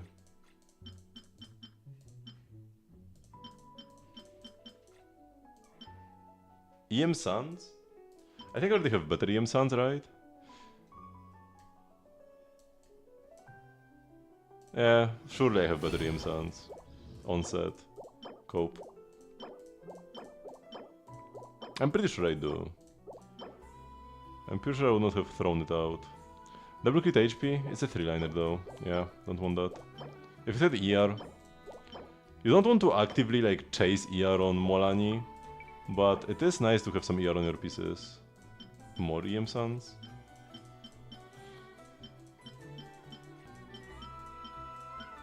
I guess I threw all the EM Suns with no ER on them. Or crit. Geo. Yeah, the goblets have not been too splendid so far. Defense double crit hat? Yeah, no. C6 DPS Shironen material. Same with this piece.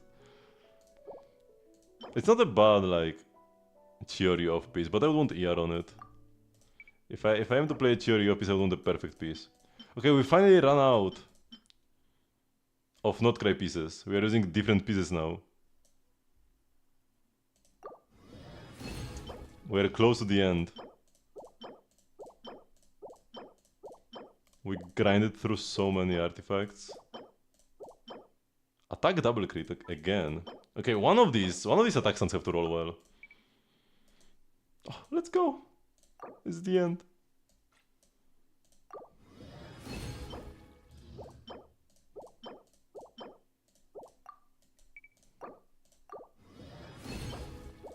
Oh my god, how long did it take? Okay, let's check some of the pieces. So, my king would be the primary recipient of them. What do we have here? Arcane piece, quite a lot of ER, not the best. And we don't really have anything too great. This has 3 crit rate rolls, so it's hard to actually properly equip on anybody. So these double critters. You know, we has like 2 crit damage to attack. Mualani, 1 crit damage to HP to EM.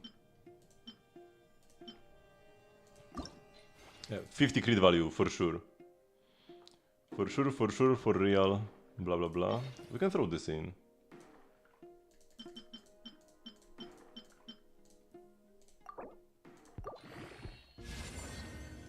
Yeah, it's not the best. And the low roll crit rate is also not the best.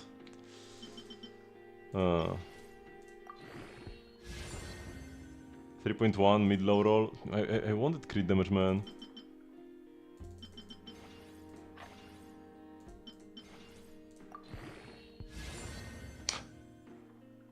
That was 3.9. I already had too much crit rate. That was already my issue.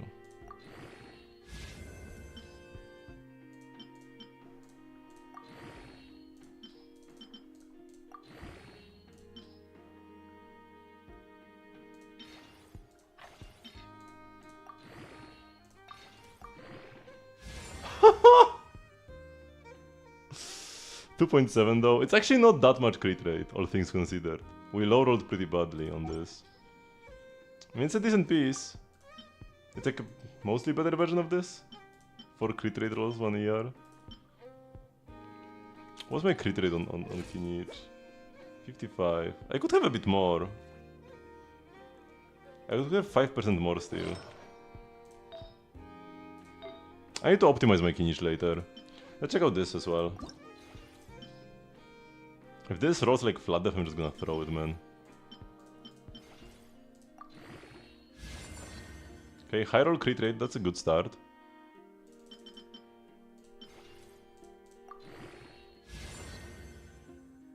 Mid high roll crit rate.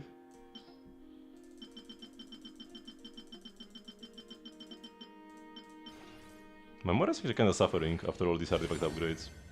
HP is fine, but now it's kinda locked as a Molani piece only.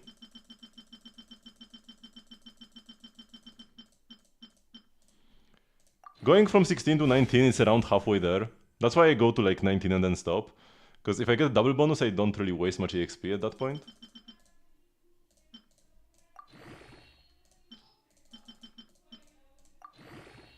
And also that's why I like feel the bar halfway there. Or less. In case I get a double bonus, do not want to waste any EXP. Yeah. Flat def is pretty horrible. Yeah, with 2 crit rate rolls, yeah, I never play this. I'd rather get the 3 crit rate, 1 crit damage here. I mean, if Molani wanted crit rate... Nah, I should just play this, actually. Yeah, this is dead.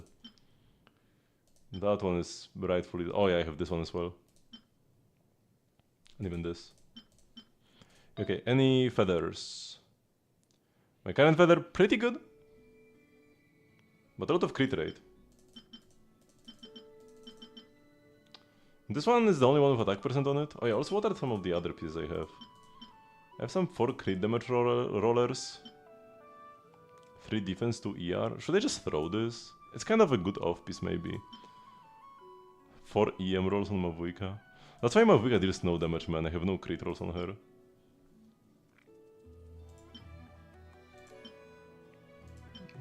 Those are not great pieces, huh? Okay, let's check out this double critter. And just dodge the defense. Do I just plus 20 it? Ah, surely. It's cheaper to do it this way. 5 times bonus, that's a bit of a waste. High roll, mid high roll. 2 EM rolls. It's not amazing. Is it better than these?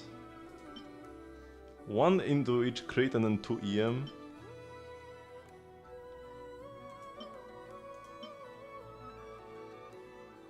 I think better than this probably.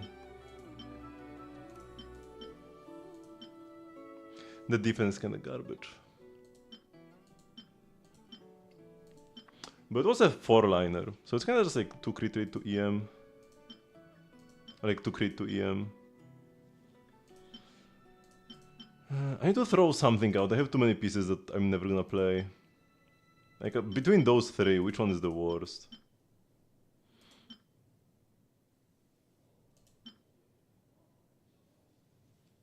This is probably slightly better. It's also playable on Mualani. I don't know, man. They're so close to each other. Then there is this piece, which is almost the same, but way less EM. Yeah, maybe I throw this out. It's got a bit more crit. But like, if you want the EM, you want more of it. And this is just more stats. And if I just want, yeah, more crit, there's this guy. 21 5.8, 21 6.2. Yeah, this piece is just better. Okay, nice. Check out the other 4-liner. This is a perfect Molani piece. If it doesn't roll terribly. Another 5 times? That's the second one in a row. Low roll crit rate. Low roll HP. And then in 3 crit damage rolls we got 20. Crit damage rolls pretty well. Mid. It's probably better than what I have right now. Same HP. 2 more EM. And then we lose 5 crit damage to get 5 crit rate. It's slightly better. Check out this piece as well. Because my current piece rolled death. So if we just high roll here, can be still an upgrade.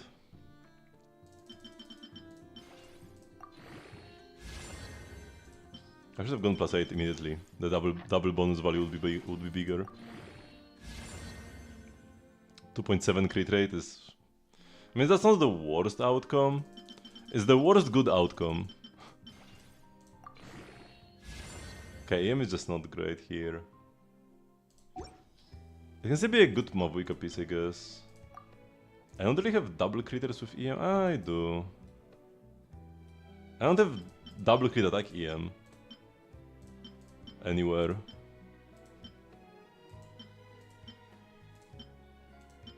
Yeah, it's my only piece with all good stats.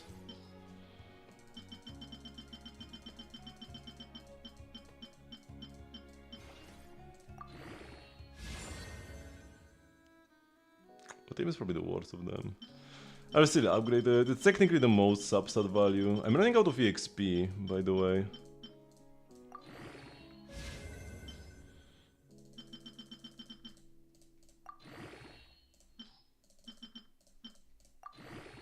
I will use my 1-stars for EXP. Let's see how much we can squeeze out of them. There's quite a few. And I did sacrifice quite a few of them for Mora as well recently. Crit rate 3.1. This piece is so cope, man. And it's definitely not a niche piece. Okay, let's first go to salvage. Quick select everything? 22 and 84. I just do everything. Maybe I'll save like a few 1-stars. I will save like 2 rows of 1-stars to just have like some, you know, little balls of EXP to add at the end and not waste too much.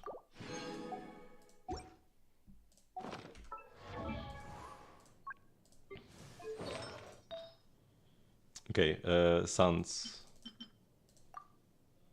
My current ones are actually pretty good. They're actually kinda great. We need to roll 5 times crit.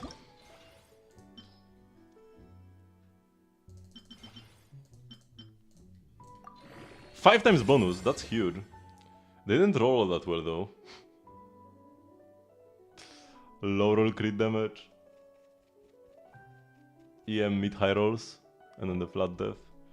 What are my other pieces that aren't the one I'm running currently? Some other attack pieces. 3 crit rolls, 1 death roll.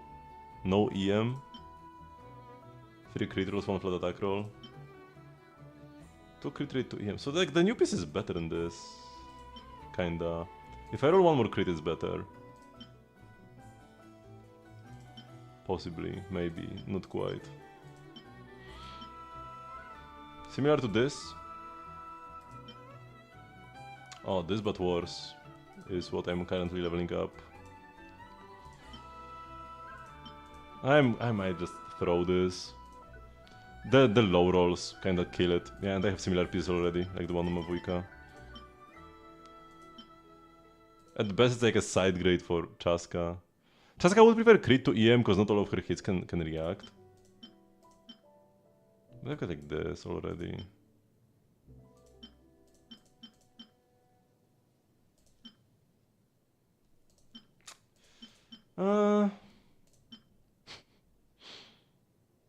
It always rolls flat def. It just always rolls flat def. Let's not even cope too much. Instead, let's level these suns. That will be great for sure. And we can save Mora and EXP by putting the existing piece in. Crit is decent.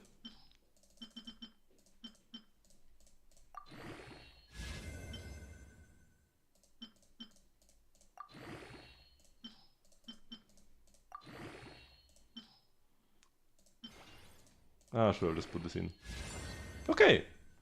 Mid-high roll here. Not the best rolls, but decent-ish. 4 crit rolls in total. Yeah, it's as good as this. Like same crit value, a bit better ratio. Would be definitely an upgrade for Chaska, so that's nice. Now my Molani plays EM suns that are pretty much perfect. So I'm not all that interested in getting new suns for her. And I'm not really all that interested in these attack suns anymore, honestly. Because I think it's a 3-liner. It's gonna be worse than this.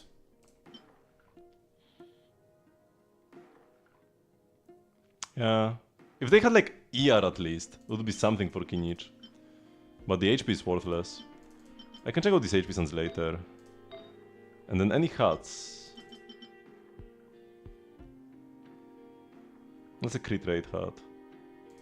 Oh, this is a crit damage hut, okay. Doesn't have attack, but could be an onset. My crit damage huts are so bad. I even crafted one and it didn't roll well at all. So let's see. If it doesn't roll crit rate, I'm just throwing it out. Goodbye. Okay. Phew. This took me like an hour or something. Spent a lot of 500,000 more on artifacts.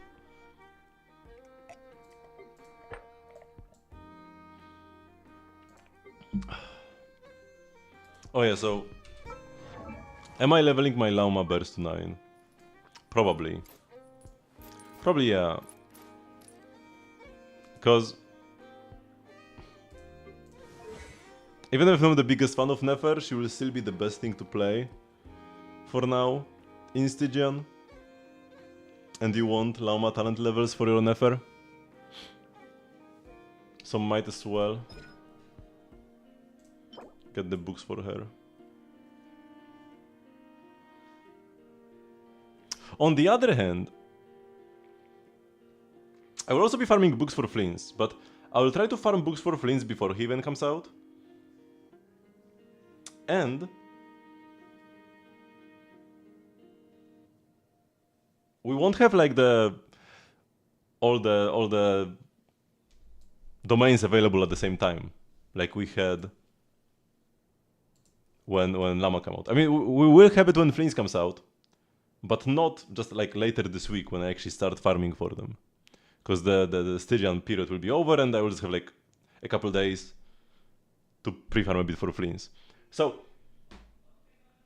I could have like another day of useful mats to farm if I just pick Flints books right now. I also do not need the Llama books right now, because I already cleared her content. Yeah, let's pick Flints books then. I convinced myself. Because I will be...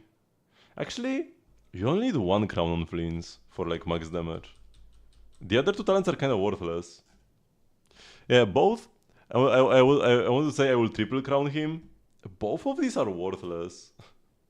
All of his damage is here. Like 90% of his damage is the burst. Because it's the only source of his lunar charge damage.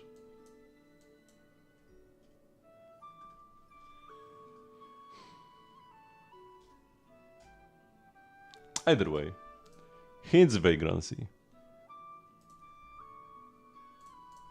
So let's pick that from the BP. The Burb.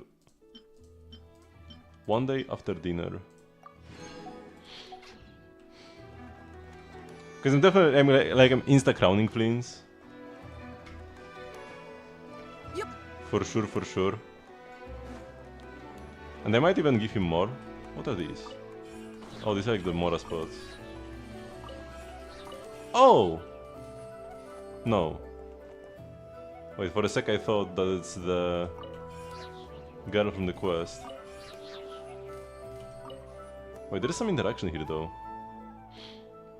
This is the wizard thief from the quest.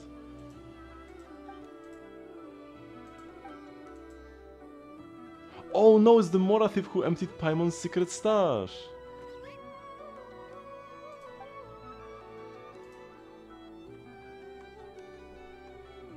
Doing wrong and you get punished.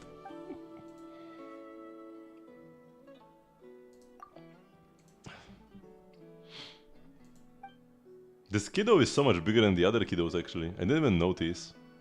They're still a kid, right?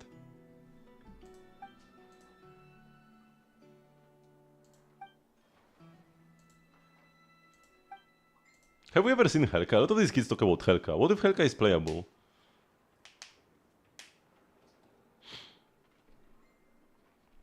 Finish the Archon quest, very nice.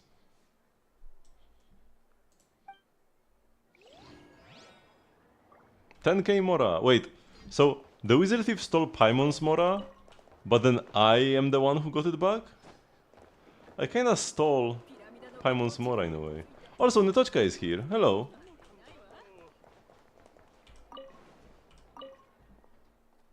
Nod-krai, we meet again. Are you here for our duel? Oh, she barely has any dialogue. About Novokitegrad. Or Novokitesgrad.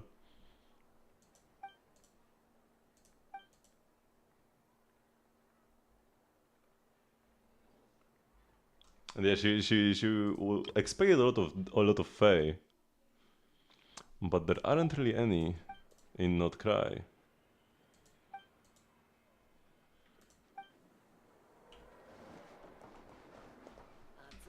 Bożysław! Is this supposed to be a Polish name? That's not how we would write this. I think it's supposed to be Polish even if it isn't quite.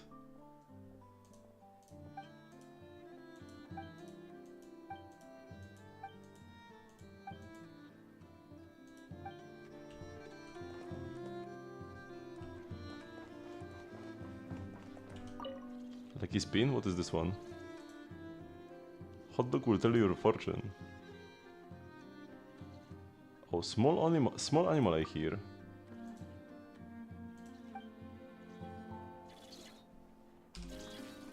Let's switch to Lauma, so that we can cheat at the game.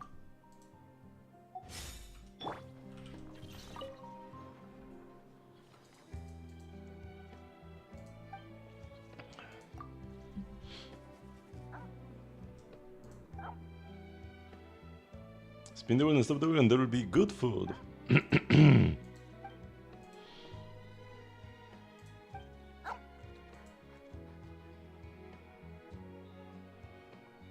Spin the wheel or I shan't have anything delicious to eat, huh?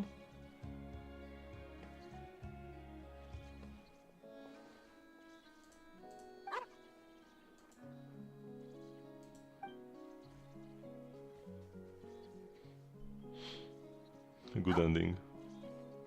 Pavlov's the name, and thanks for the biscuit.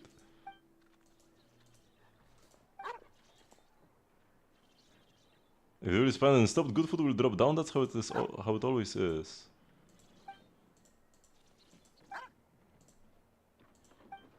That's quite a lot of content exclusive to Lauma.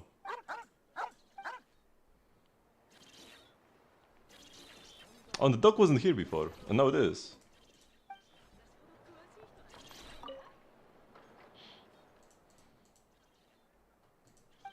Oh, and the hot dog is Pavlov, the dog. That's the hot dog. Yay, good fortune!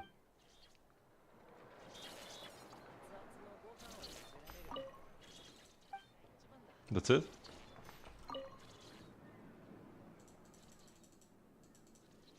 If I click Read on.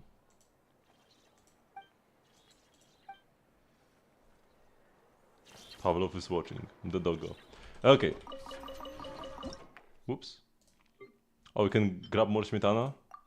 And probably let's craft even more. I need to go buy milk.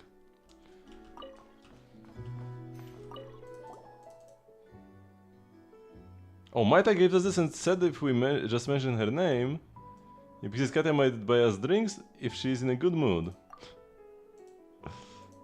Nice. I got 2 bottles of Fanta and 2 hot dogs. Amazing quest.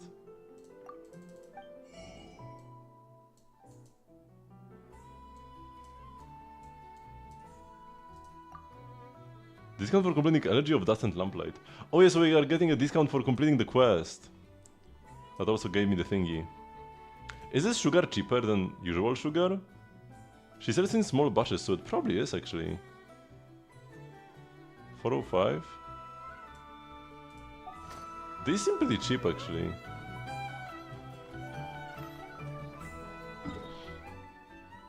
Let me compare to like Mondstadt prices. But if somebody is only selling in small batches, that probably means the price is decent.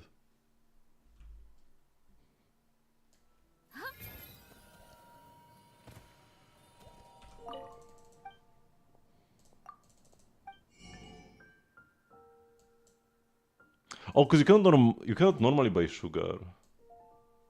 You have to craft your own sugar. Okay, so no. So then it's kind of worthless to buy it like that. Okay, yeah, no. And it's better to just buy milk than butter from her.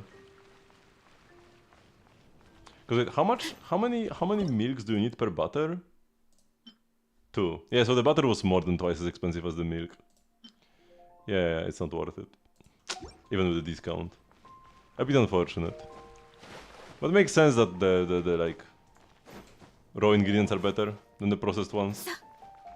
Also in Nod-krai it's all a scam. Okay, so we are doing this quest.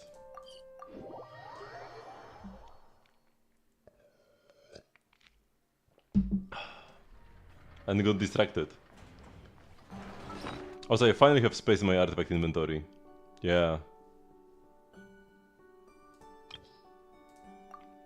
800 out of 2400. I was getting capped so often, and now we cleared almost everything out. I need to check all these plus zeros as well, though. Either level them up or throw them out. But I don't really have that much EXP right now, so I kinda want to wait a bit.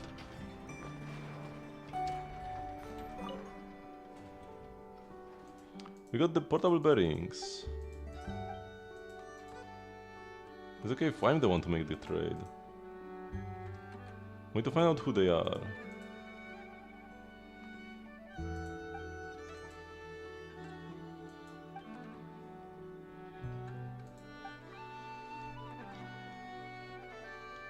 It's the moles!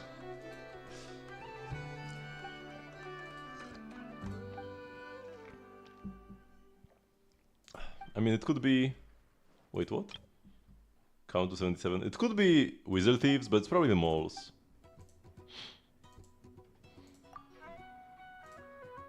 It means there were 77 treasures from the government's palace. One is actually because he had 77 loyal followers.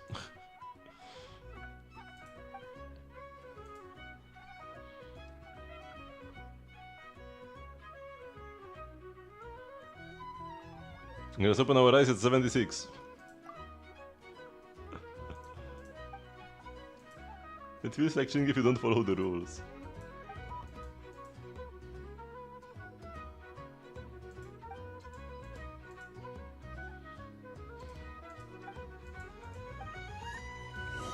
Also, we first go to say sorry. Actually no, first we go here, okay. Finally, man, this was bothering me so much, but I didn't know what quest will give me what I need.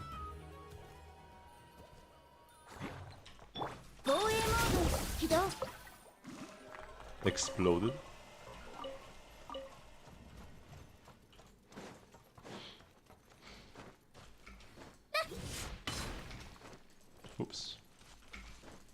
Come on. Actually, I could be using Aino. I often forget that like Claymore characters can mine easier because I haven't played Claymores in my exploration team for a long while. Elysium on Wednesday? Yep. I did. Did I type it on the stream announcement? Yeah. Elysium around 5 PM. I'm very excited for both the story and also Evernight. I'm slightly regretting my Fate character Eidolons. Because like if I could trade them for Evernight Eidolons, I probably would. We didn't know about Evernight back then, did we? Yeah, we didn't.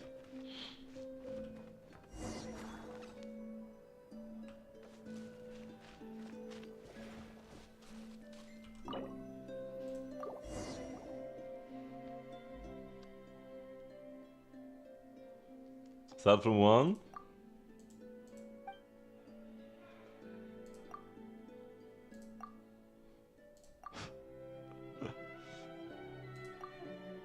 Recounting slowly on purpose, it's kinda scary not being able to see anything. I should have stopped like at E1s. The E2s are not that amazing. But like, E1 Archer is... E1 Archer is insane. I would not want to play him at E0.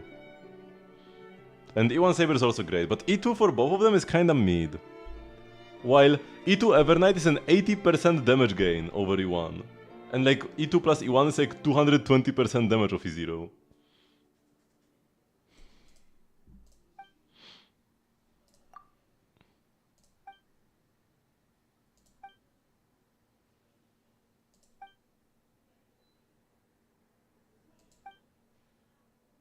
Sniffer moles! I told ya! The sniff was foreshadowing. The whole ones are actually a bunch of sniffer moles.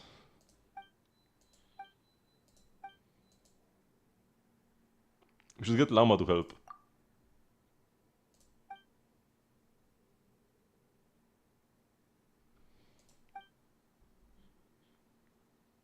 I guess squeak sounds kinda like 77?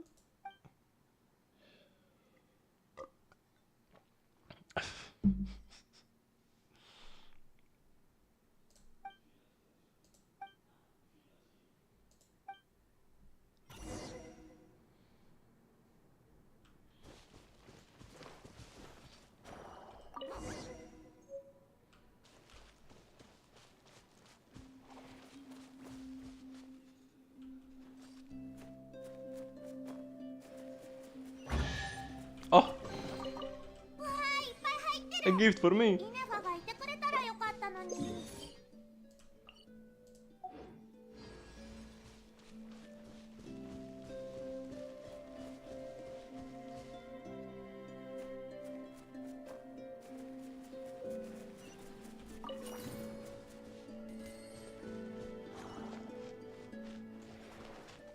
I need to go up there.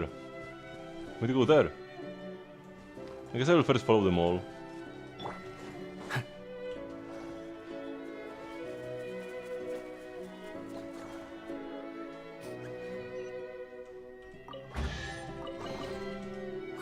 Or actually I won't. It's your payday since you swipe in Genshin. Oh, and finally I can investigate this hole, or feed him. Oh my god. This will bother me for so long. But yeah, pretty much in Nod-krai, if you find a chest and you do not know what you are supposed to do... Oh my god, that's a big one. If you find a chest and you're not sure what you are supposed to do, just do more world quests. And wait, is this above ground? Probably. Yeah, it's above ground. But it already was my payday. Like, I get paid in the middle of the month.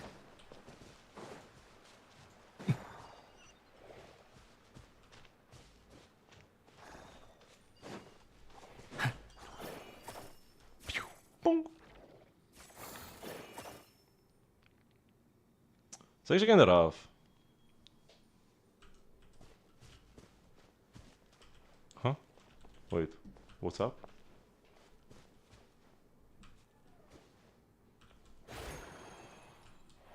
Huh? Wait, what's wrong? What am I supposed to do now? Oh, just drop the ball. That's what I was supposed to do. And now it opened from the other side. Oh my god. But yeah, I would like to go Giga Swipe in both Starter and Genshin. But there's not enough money for that. Recommending having a restructure at the end of the year. Oh.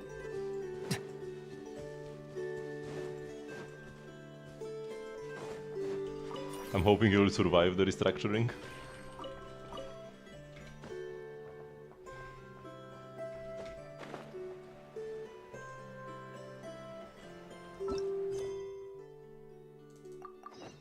Wait, where am I? Oh no!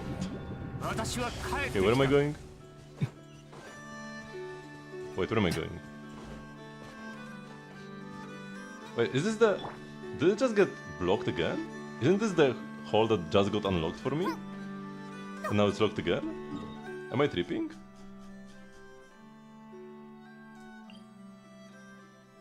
Oh no, it's on the other side.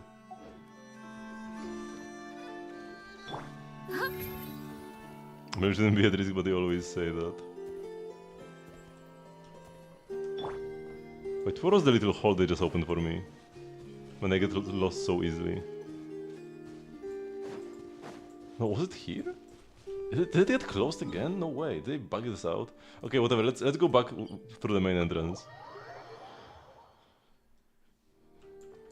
Destroy the CEO's account. I don't think that's the best strategy to make sure you keep your job. Okay, I'll go for a quick bathroom break. And finish this quest. So, don't go anywhere, I will be right back.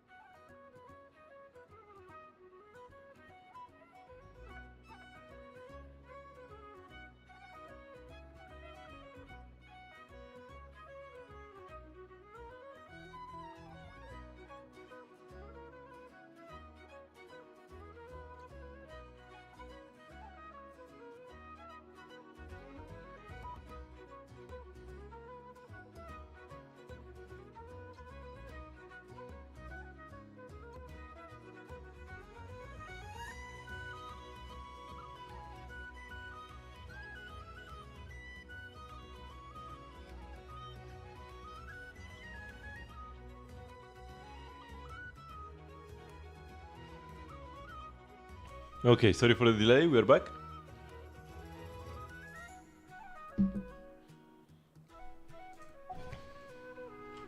So I got freaking lost. How did the cave got blocked again?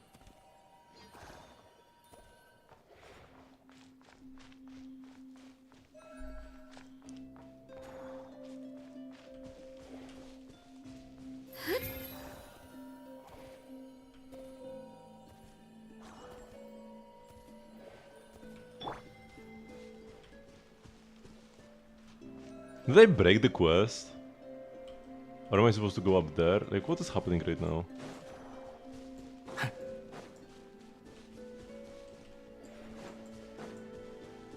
Okay, I'm just supposed to go up here, okay.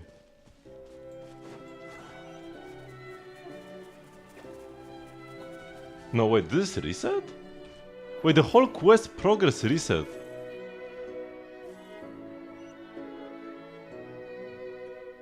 Why? What happened here? Because I grabbed this already. I already picked this up before. But something glitched out and then the rock reappeared on me. That's so weird. I would have to like rewatch what happened because I'm so confused now. I'm in Glama explorations quite a bit. I'm just in Glama because she's also good in combat with this team. But she's not the best for exploration by any means.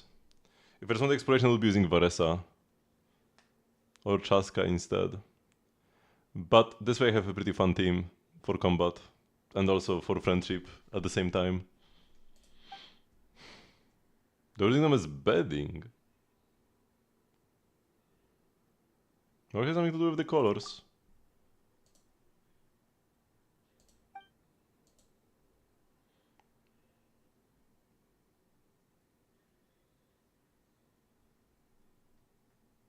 Let's give them something better?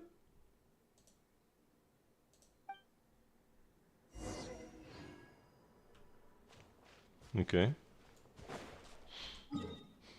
And finally this area is cleared out. And shit, this is where the little exit is. But the rocks reappeared on me, I'm so confused, man. Oh, look at that.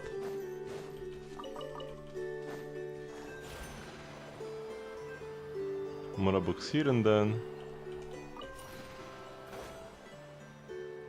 an Oculus. I could take the line. It'll be faster. No, wrong way. But yeah, what I want are Flint's cons and Durin cons.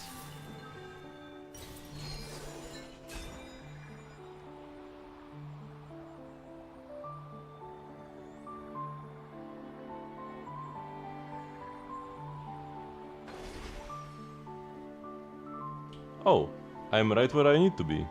That's convenient. You can. Lama City is perfect for killing animals that gather around her as you explore. Just nice instant AoE and everything around you dies.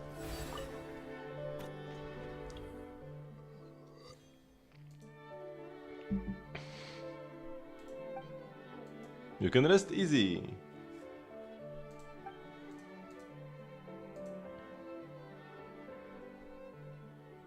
There are a bunch of sniffer moles.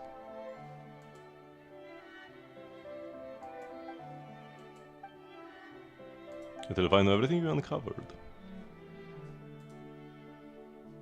I was this close to making arrangements for my funeral.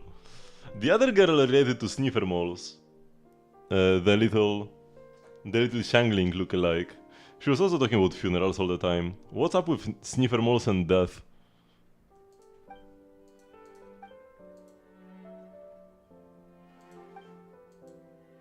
The exchange rate is totally in our favor. He will use the moles to steal from others now.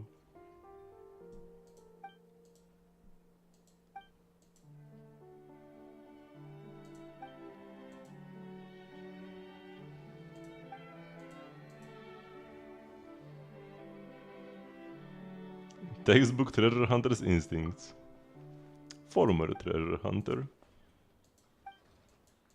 The final challenge. Whoa, what an animation from the traveler. Okay, we'll actually have something that's fun now. Unlike the previous thingies. Oh yeah, so look at this guy. He will fly up to the flower and then like inhale. Come on. Wait, are you not gonna do it? Hello, bro. Hello? Aren't you interested in some pollen?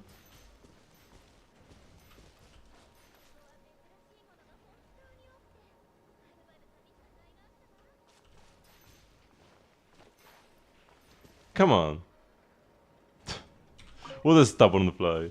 Some of them do grab the pollen and actually like expand.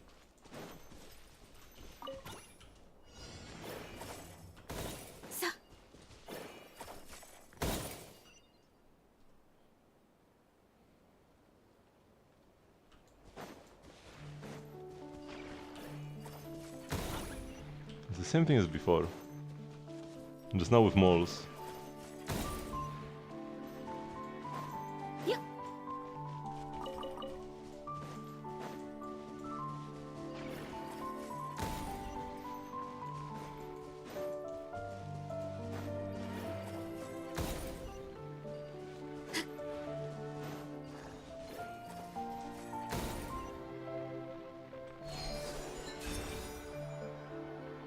So for an exploration con, like for me to pull an exploration con nowadays, you need to be a good exploration con and at the same time a good con in general.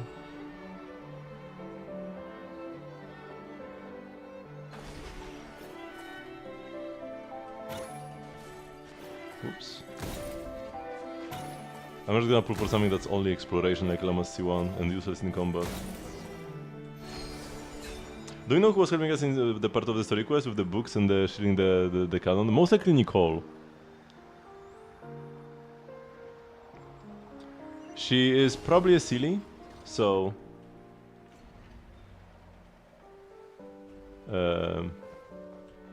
she's a kinda a child of the moon goddesses. So she definitely like would fit as in, you know, she would protect the Frost Moon Scions. Because they also worship the moon goddesses, so kinda possibly Nicole's parents. And then just like this golden power and the books moving by themselves. That's what kinda Nicole does, right? She has those teacups that appear out of nowhere and she can speak directly to people's minds. I'm not sure about the shield over the Frost Moon Scions, but it's probably the same. But like when I saw the books move, I was like 99% sure it's Nicole. That was my like, first thought, is gotta be Nicole. You ever encounter Yelan in the story? You can encounter Yelan in an anecdote. It might actually be the extent of Yelan's involvement.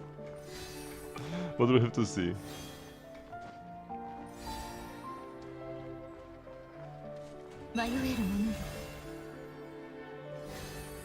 There is a Nefer anecdote that also has Yelan in it. So if you want to see Yelan, you can wish for Nefer anecdotes over at the shrine. Congratulations!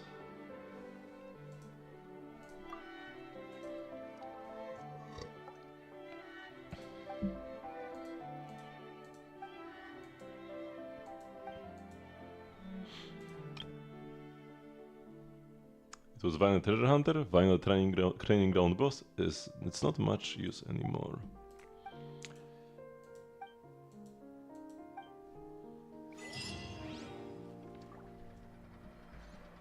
Nice.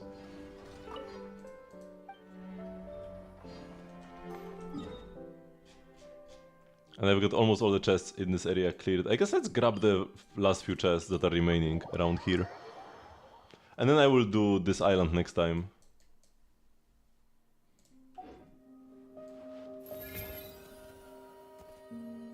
I was thinking I would go there today, do the final world quest that I'm missing. But yeah, I mean, I'm not in a hurry. Oh, that's a regular chest.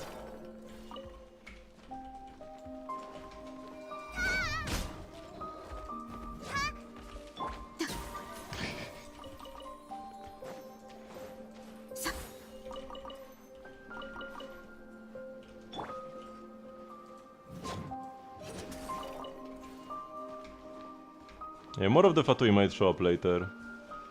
All we got was like a little teaser when it was when Sandrone said that it was not her who ordered the other Fatui to recover the Moon Marrow, right?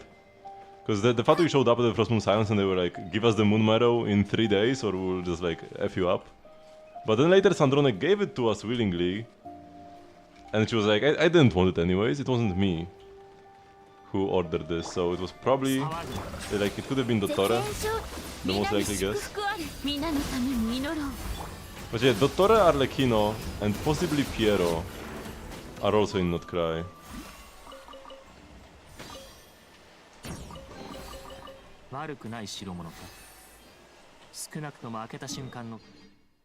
There's a hidden chest up there.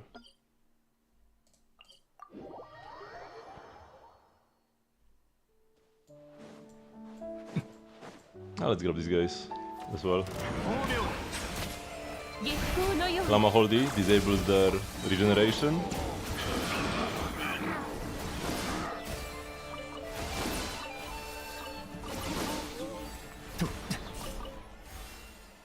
This will be needed for Flynn's signature weapon.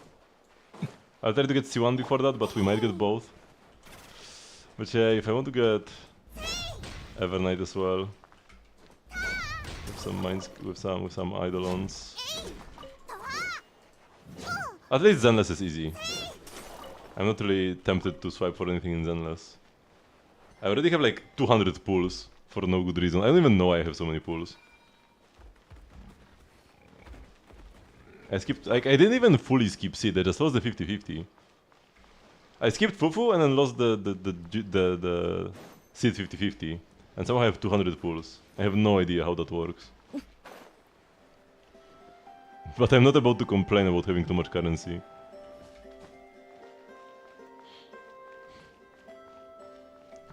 Fuziona, Pantalone, Piero. Yeah, just those, right?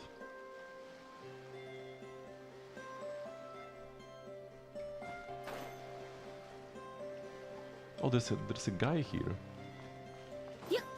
A kiddo.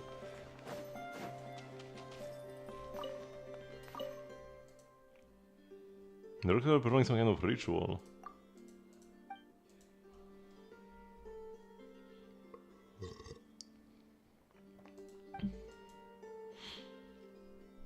You catch on quick. Can you persuade all the rockups to go inside the small pond?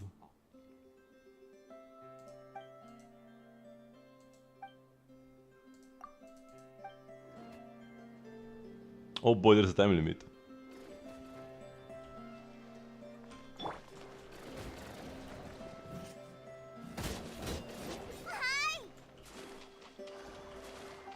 Okay, just 4. Not all, just 4. Oh, they actually magnetize to each other. I didn't even know they work like that.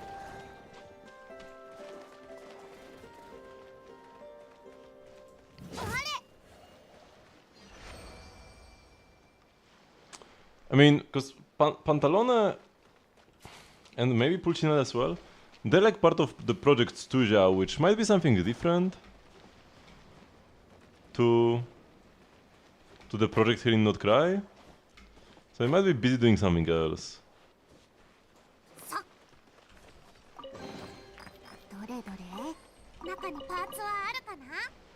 We still need some like new harbingers, like we can blow them all before Snezhnaya and maybe even Khaenri'ah.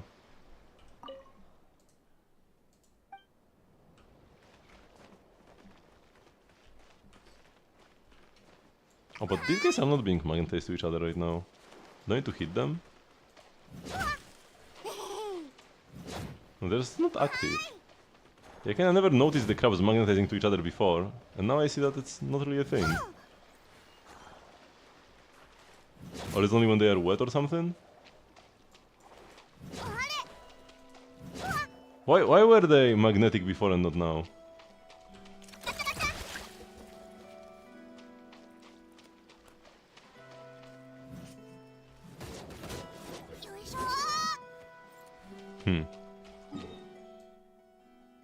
Oh, we need to get here. Is there any convenient way of getting there? Or do we just furry our way? Let's see if there is like some path from here. Oh yeah, indeed there is. Let's go.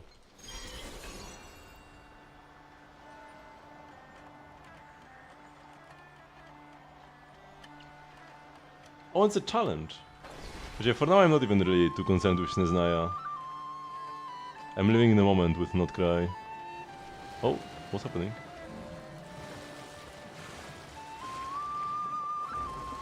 Yo. Wait, have I not been here before? I mean, I didn't do the challenge, so... Probably not.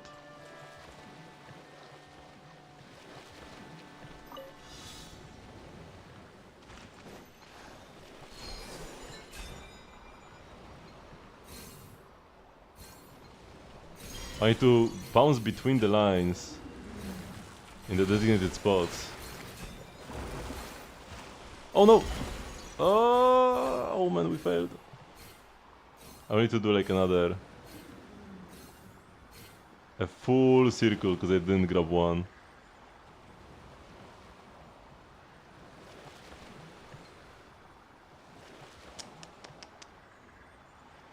I mean, Sarisa is gonna be a Bronya for sure. No way she isn't, right? I'm collecting particles as the cutscene is going.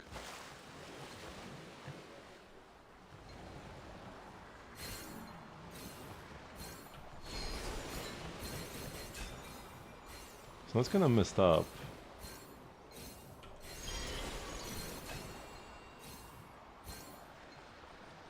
Let me bounce in the middle. Oh no, that's not correct. Oh man, this is so scuffed. Oh no, challenge completed. You don't need to collect all of them. Okay. Can I jump to the inner circle? Here we go. And now the innermost circle. Okay, I'm just gonna jump out. And that's like a big boy, man. I thought this would be a Mora box.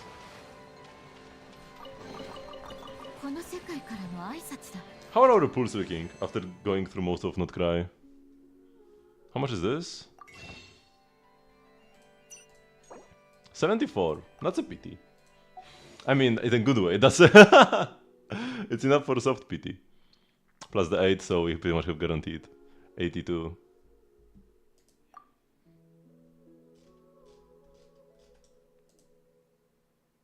And I have 7 pity already. Yeah, so we got like 1 Flames guaranteed. Like, the bare minimum I want is C1 Flames. I guess the bare minimum is C0 or 0. But it would be a shame. Because we might have to wait a while until his rerun. And I don't want my Flames to be strong. But then there's Durin. Not long after that. And the Evernight. And after Evernight there is Kirene. Oh my god. I would love to get some the Herta cons, the Herta Eidolons, but that has to wait. Although we are getting a second Herta rerun in like a very short time window. So there's no way a third one will come anytime soon, right? They'll just stop at 2.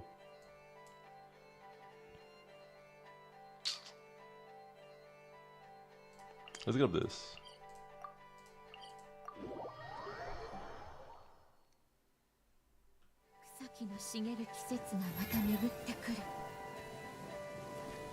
So if I don't grab the Herta Eidolons now, when will I grab them?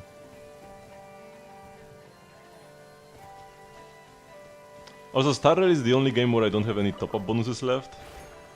I used most of them during the spending event, and then the rest I used for Hissy Lens.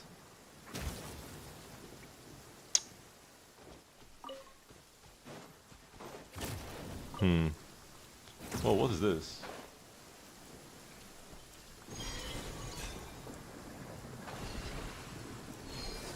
Am I going the right way or the wrong way? Also, where is this even going? Oh no, I've already done it before, okay. So this was the wrong way, I guess.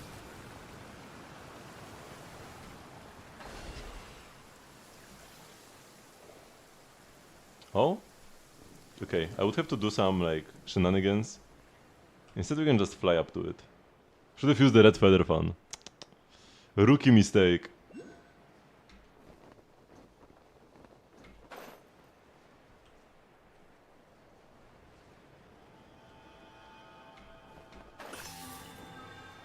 Boink. How many Lunoculus are left? 1, 2, 3, 4. So I don't think we can get another level dispatch, right? 5. Oh, hello, Fat. You are not the first one to make me squat today. Because I got some pretty good artifacts. And I was squatting back then. Although they weren't like... They didn't roll amazingly. They rolled well enough though. 1, 2, 3, 4, and 5.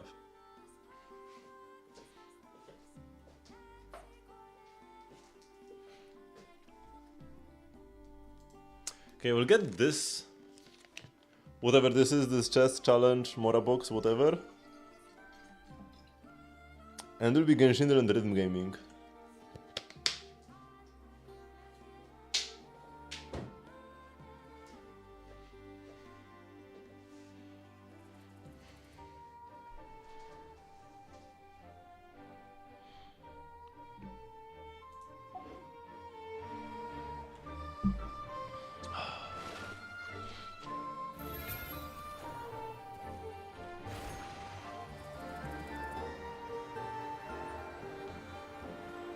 Oh, is this another one where we can talk with the Fatui? No. Okay, no, it's just a Mora box. I think I haven't been here before. I didn't notice this one. Man, this guy, he prevented me from climbing up here. You can. His death was definitely deserved.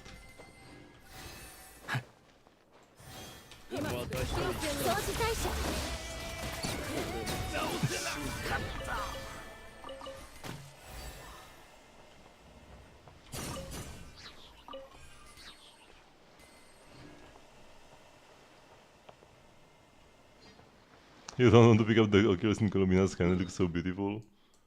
I think there is even, at some point, there is a Kuchenki, like those lines that takes you through there. So you have to like actively avoid that.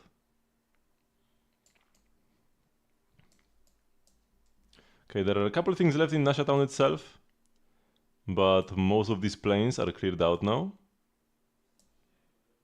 So, let's first... Actually, I will tip you Nasha Town, so the funky Nasha Town music starts to play, hopefully.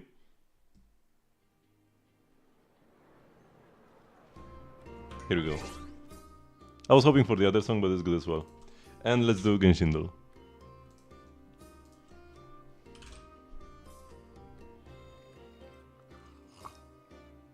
Hydra from way above. Nuvilat, whoops. Nope. Not the right nation either. That's Molani. Sand is a natural enemy of fire and civilization, and desert ruins are all that remain to tell the story of the past. Kinda sounds like a Heitam. No. Sina? No.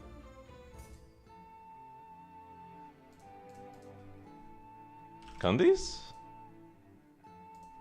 Dihya? Faruzan? 炎と文明にとって砂は天敵だ。だが崩れかけた建築物は今なお過去を物語っている。I guess a bunch of characters have lines for entering the desert for no good reason. And it's the fire. Fire was the key here. I should have focused more on fire and less on sand and desert. I think this is Albedo's elevator. Oh! Let's go. Kettle, Xianyun? Shanghai? Sweater? Wait, what is this? Real Disney? Okay, hero that's really okay. I thought when I saw a kettle, I thought about the teapot and the adeptal domains. That's why I picked these girls. But I guess it just meant that he likes tea.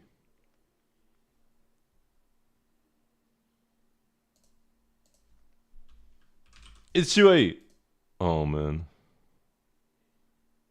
Shanja below 1.6. Jingyuan. Wrong material. Tingyun. No? Wait, what? Who else is lightning from Shanjo? From 1.0?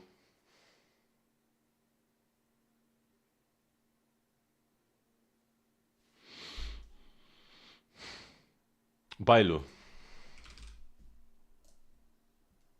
It's way harder to remember Star Rail characters, because they like appear once or twice and then they are irrelevant.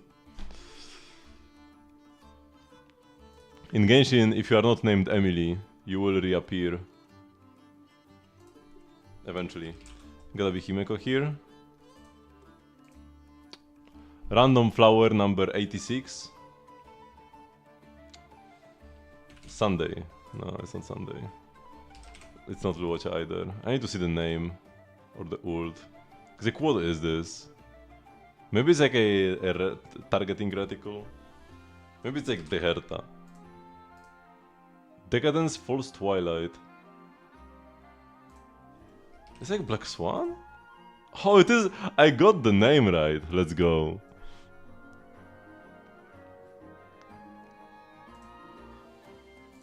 Gun. I always pick boot heal. Oh, I would say I always pick boot heal and it's never boot heal. It was boot heal this time.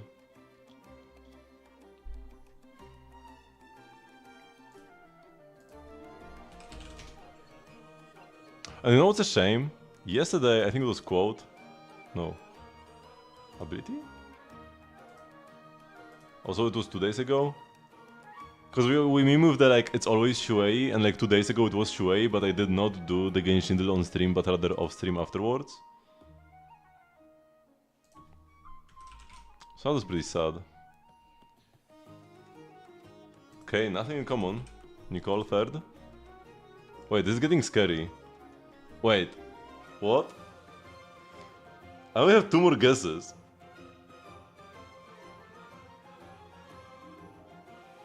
Who should they pick? Like Jufufu maybe?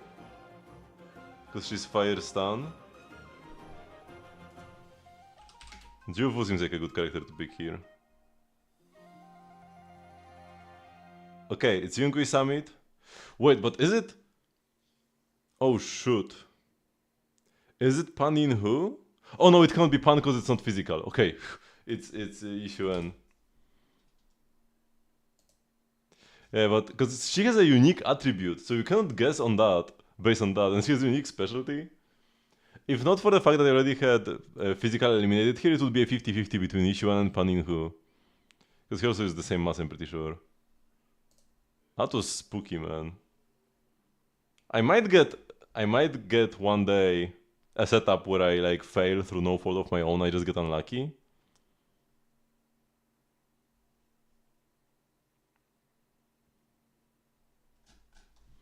And I will lose my 116 streak.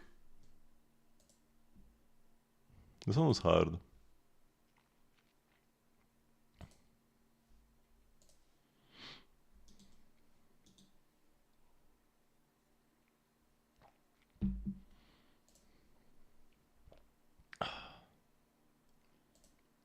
Okay, let me see, just mark the achievement. I did manage to resync my achievements because at some point I marked like too many of them. But that is now fixed. I still don't have all the TP waypoints. What do I not have? There are probably some hidden ones here underwater. I don't even get to see the map yet, but there is like this beneath the Forsaken Sea area. So I'm probably missing some waypoints over there. Hip! Okay, today let's have Lauma as our musician. I love it when Lauma plays the horn for Fontanian songs. It fits her really well. So let's play a Fontanian song for...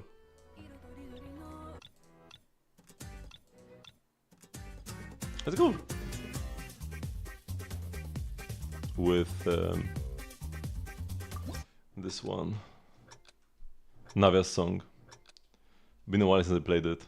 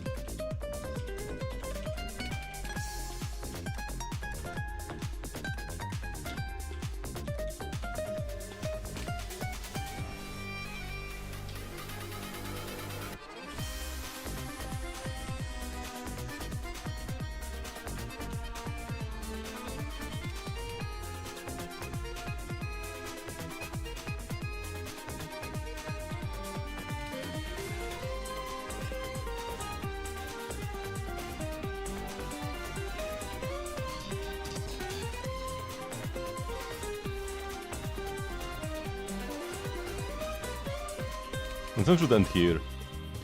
You know, the second part is like pretty slow and boring.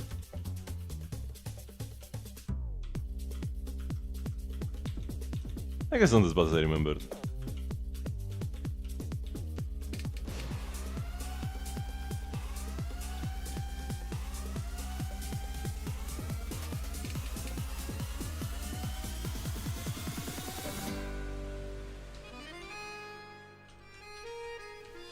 Actually, it's all pretty good. I added it to my favorites for a reason after all.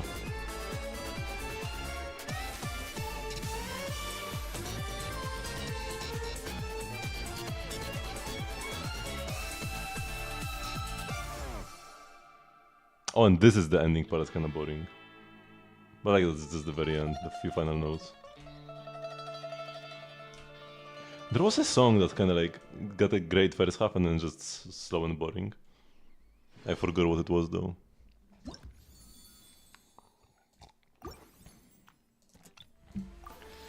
Now my nemesis.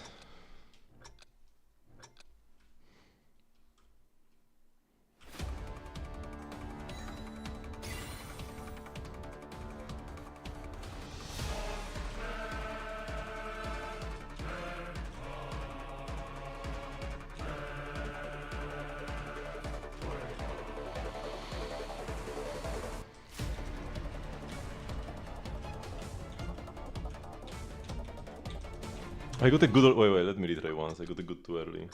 Got slightly distracted.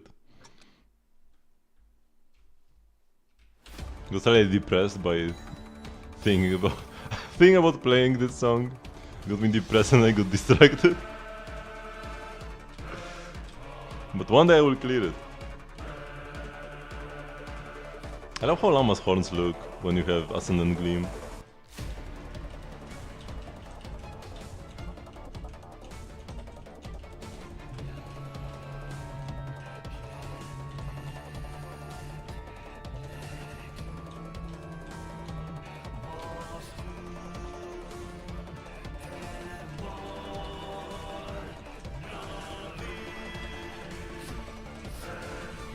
Okay, we got through it. I didn't feel as confident as last time, but I'm pretty confident at the beginning right now. I used to be better at the ending, at like the latter half, in the past. And now I got worse there, but at least I can do the beginning well. I guess that's a fair trade. Ideally I would like to be good at both parts.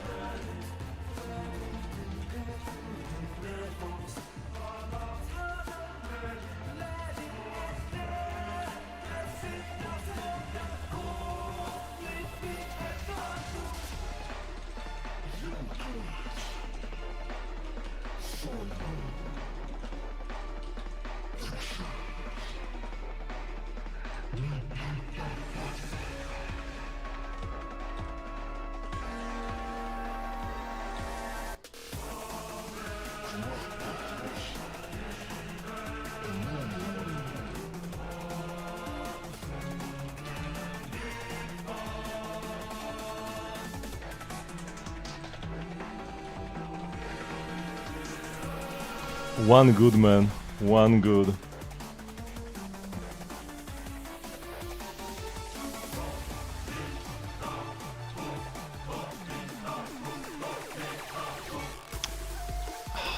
One good for the entire song. At least I'm getting better. Been a while since I got one good. If ever. I think I got one good at some point.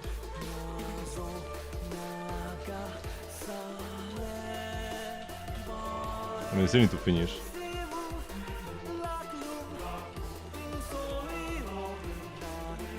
The moment I get like all the hard parts perfectly, I will fail the ending. And I'll be so depressed. That's why it's important that I play the entire thing. To be practiced at the end as well. Even though it's tempting to just quit when I fail.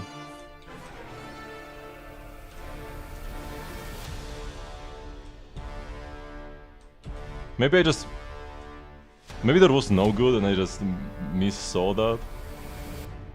No, there was one good, man. There was one good. One good!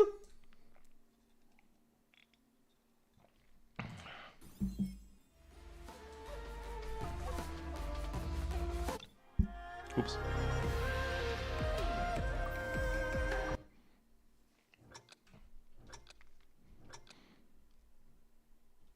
Llama looks so nice with all the instruments.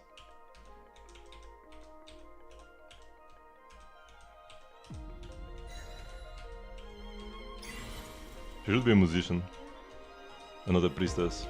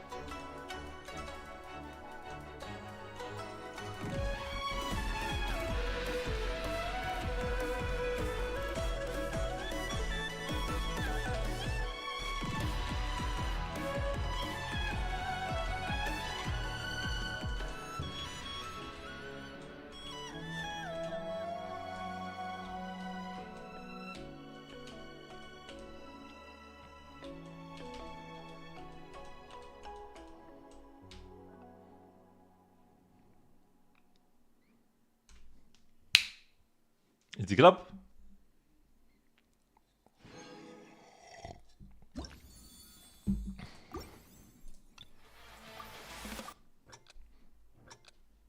Okay, on Dihya, the beginning is the hardest. Gotta stay focused early on, and we can cruise through the rest.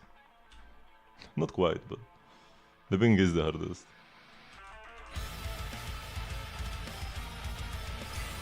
Oh, not like this very beginning. That's not what I meant by beginning is the hardest.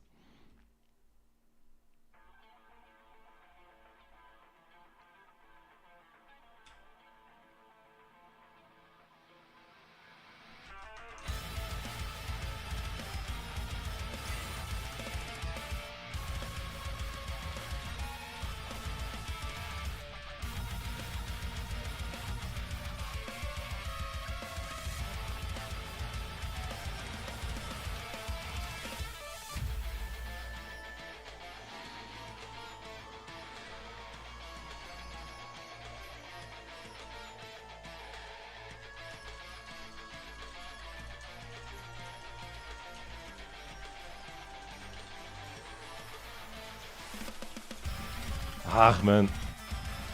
I failed it again.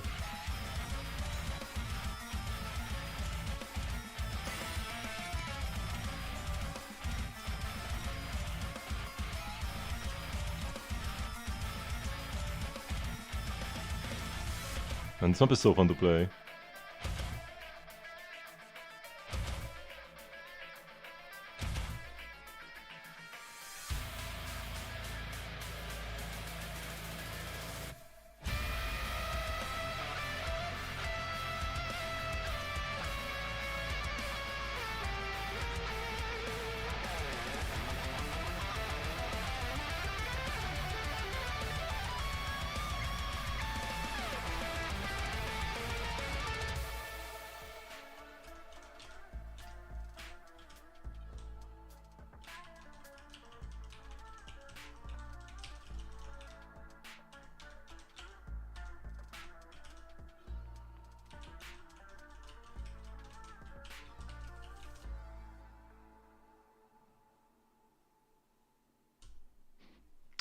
Got some misses in that first section.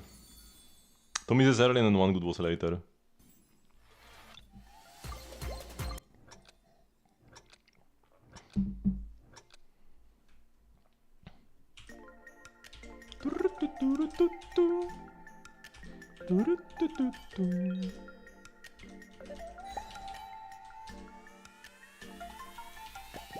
Oh wait, I got good at the very beginning again.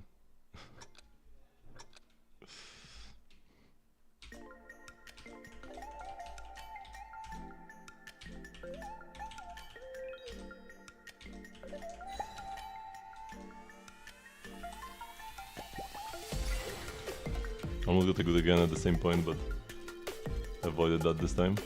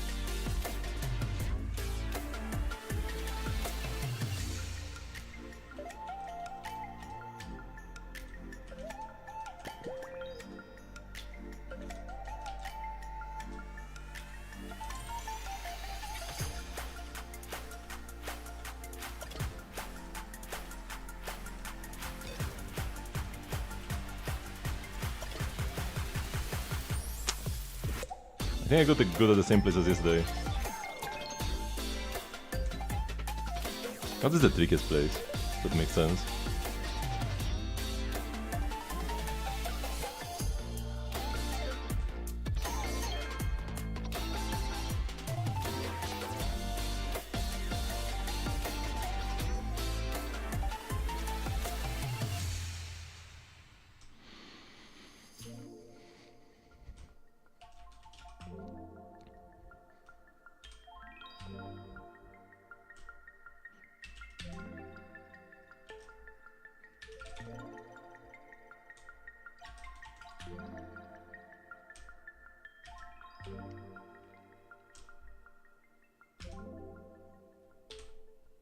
Sneaky note at the end.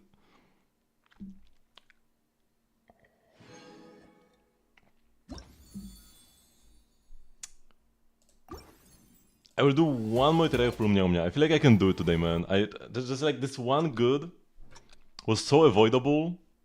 Only one more try though. If I fail something, I will end there. But I want to be done with it so badly, man.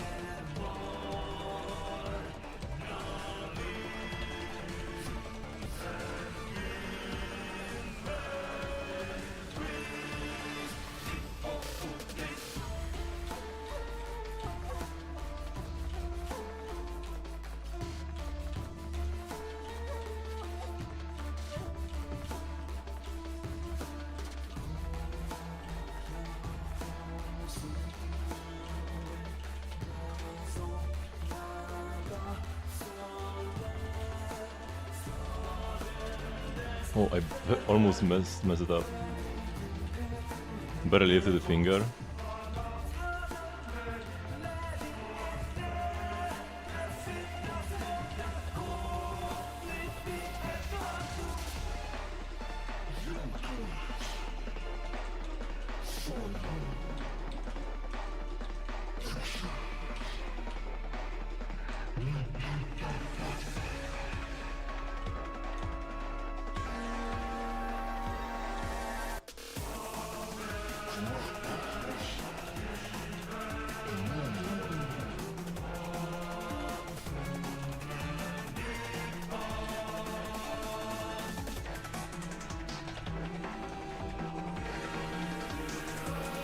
Oh, not the fire here again, man. I got a good earlier. And was like later on.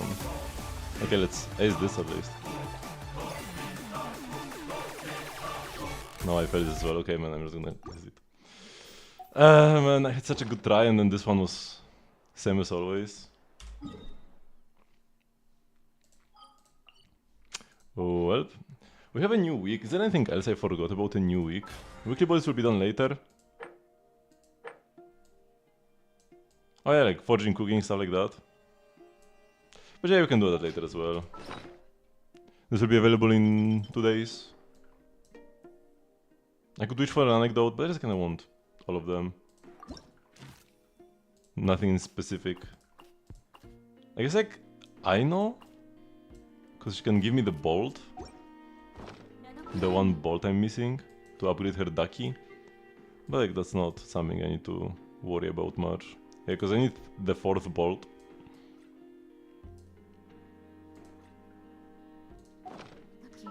Okay, so thank you very much for watching, but this will be the end of the stream for today. I do have a stream every single day at 8 PM CST, which is 3 hours before now. You can do this server to get stream notifications and the like. Let's actually find somebody to raid quickly. C6 R5 Lauma. Intriguing.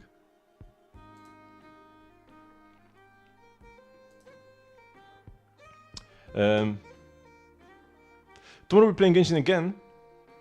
Before we have Star Rail on Wednesday, when the new patch comes out there. So yeah, I'll see you tomorrow for some more Genshin. Bye bye.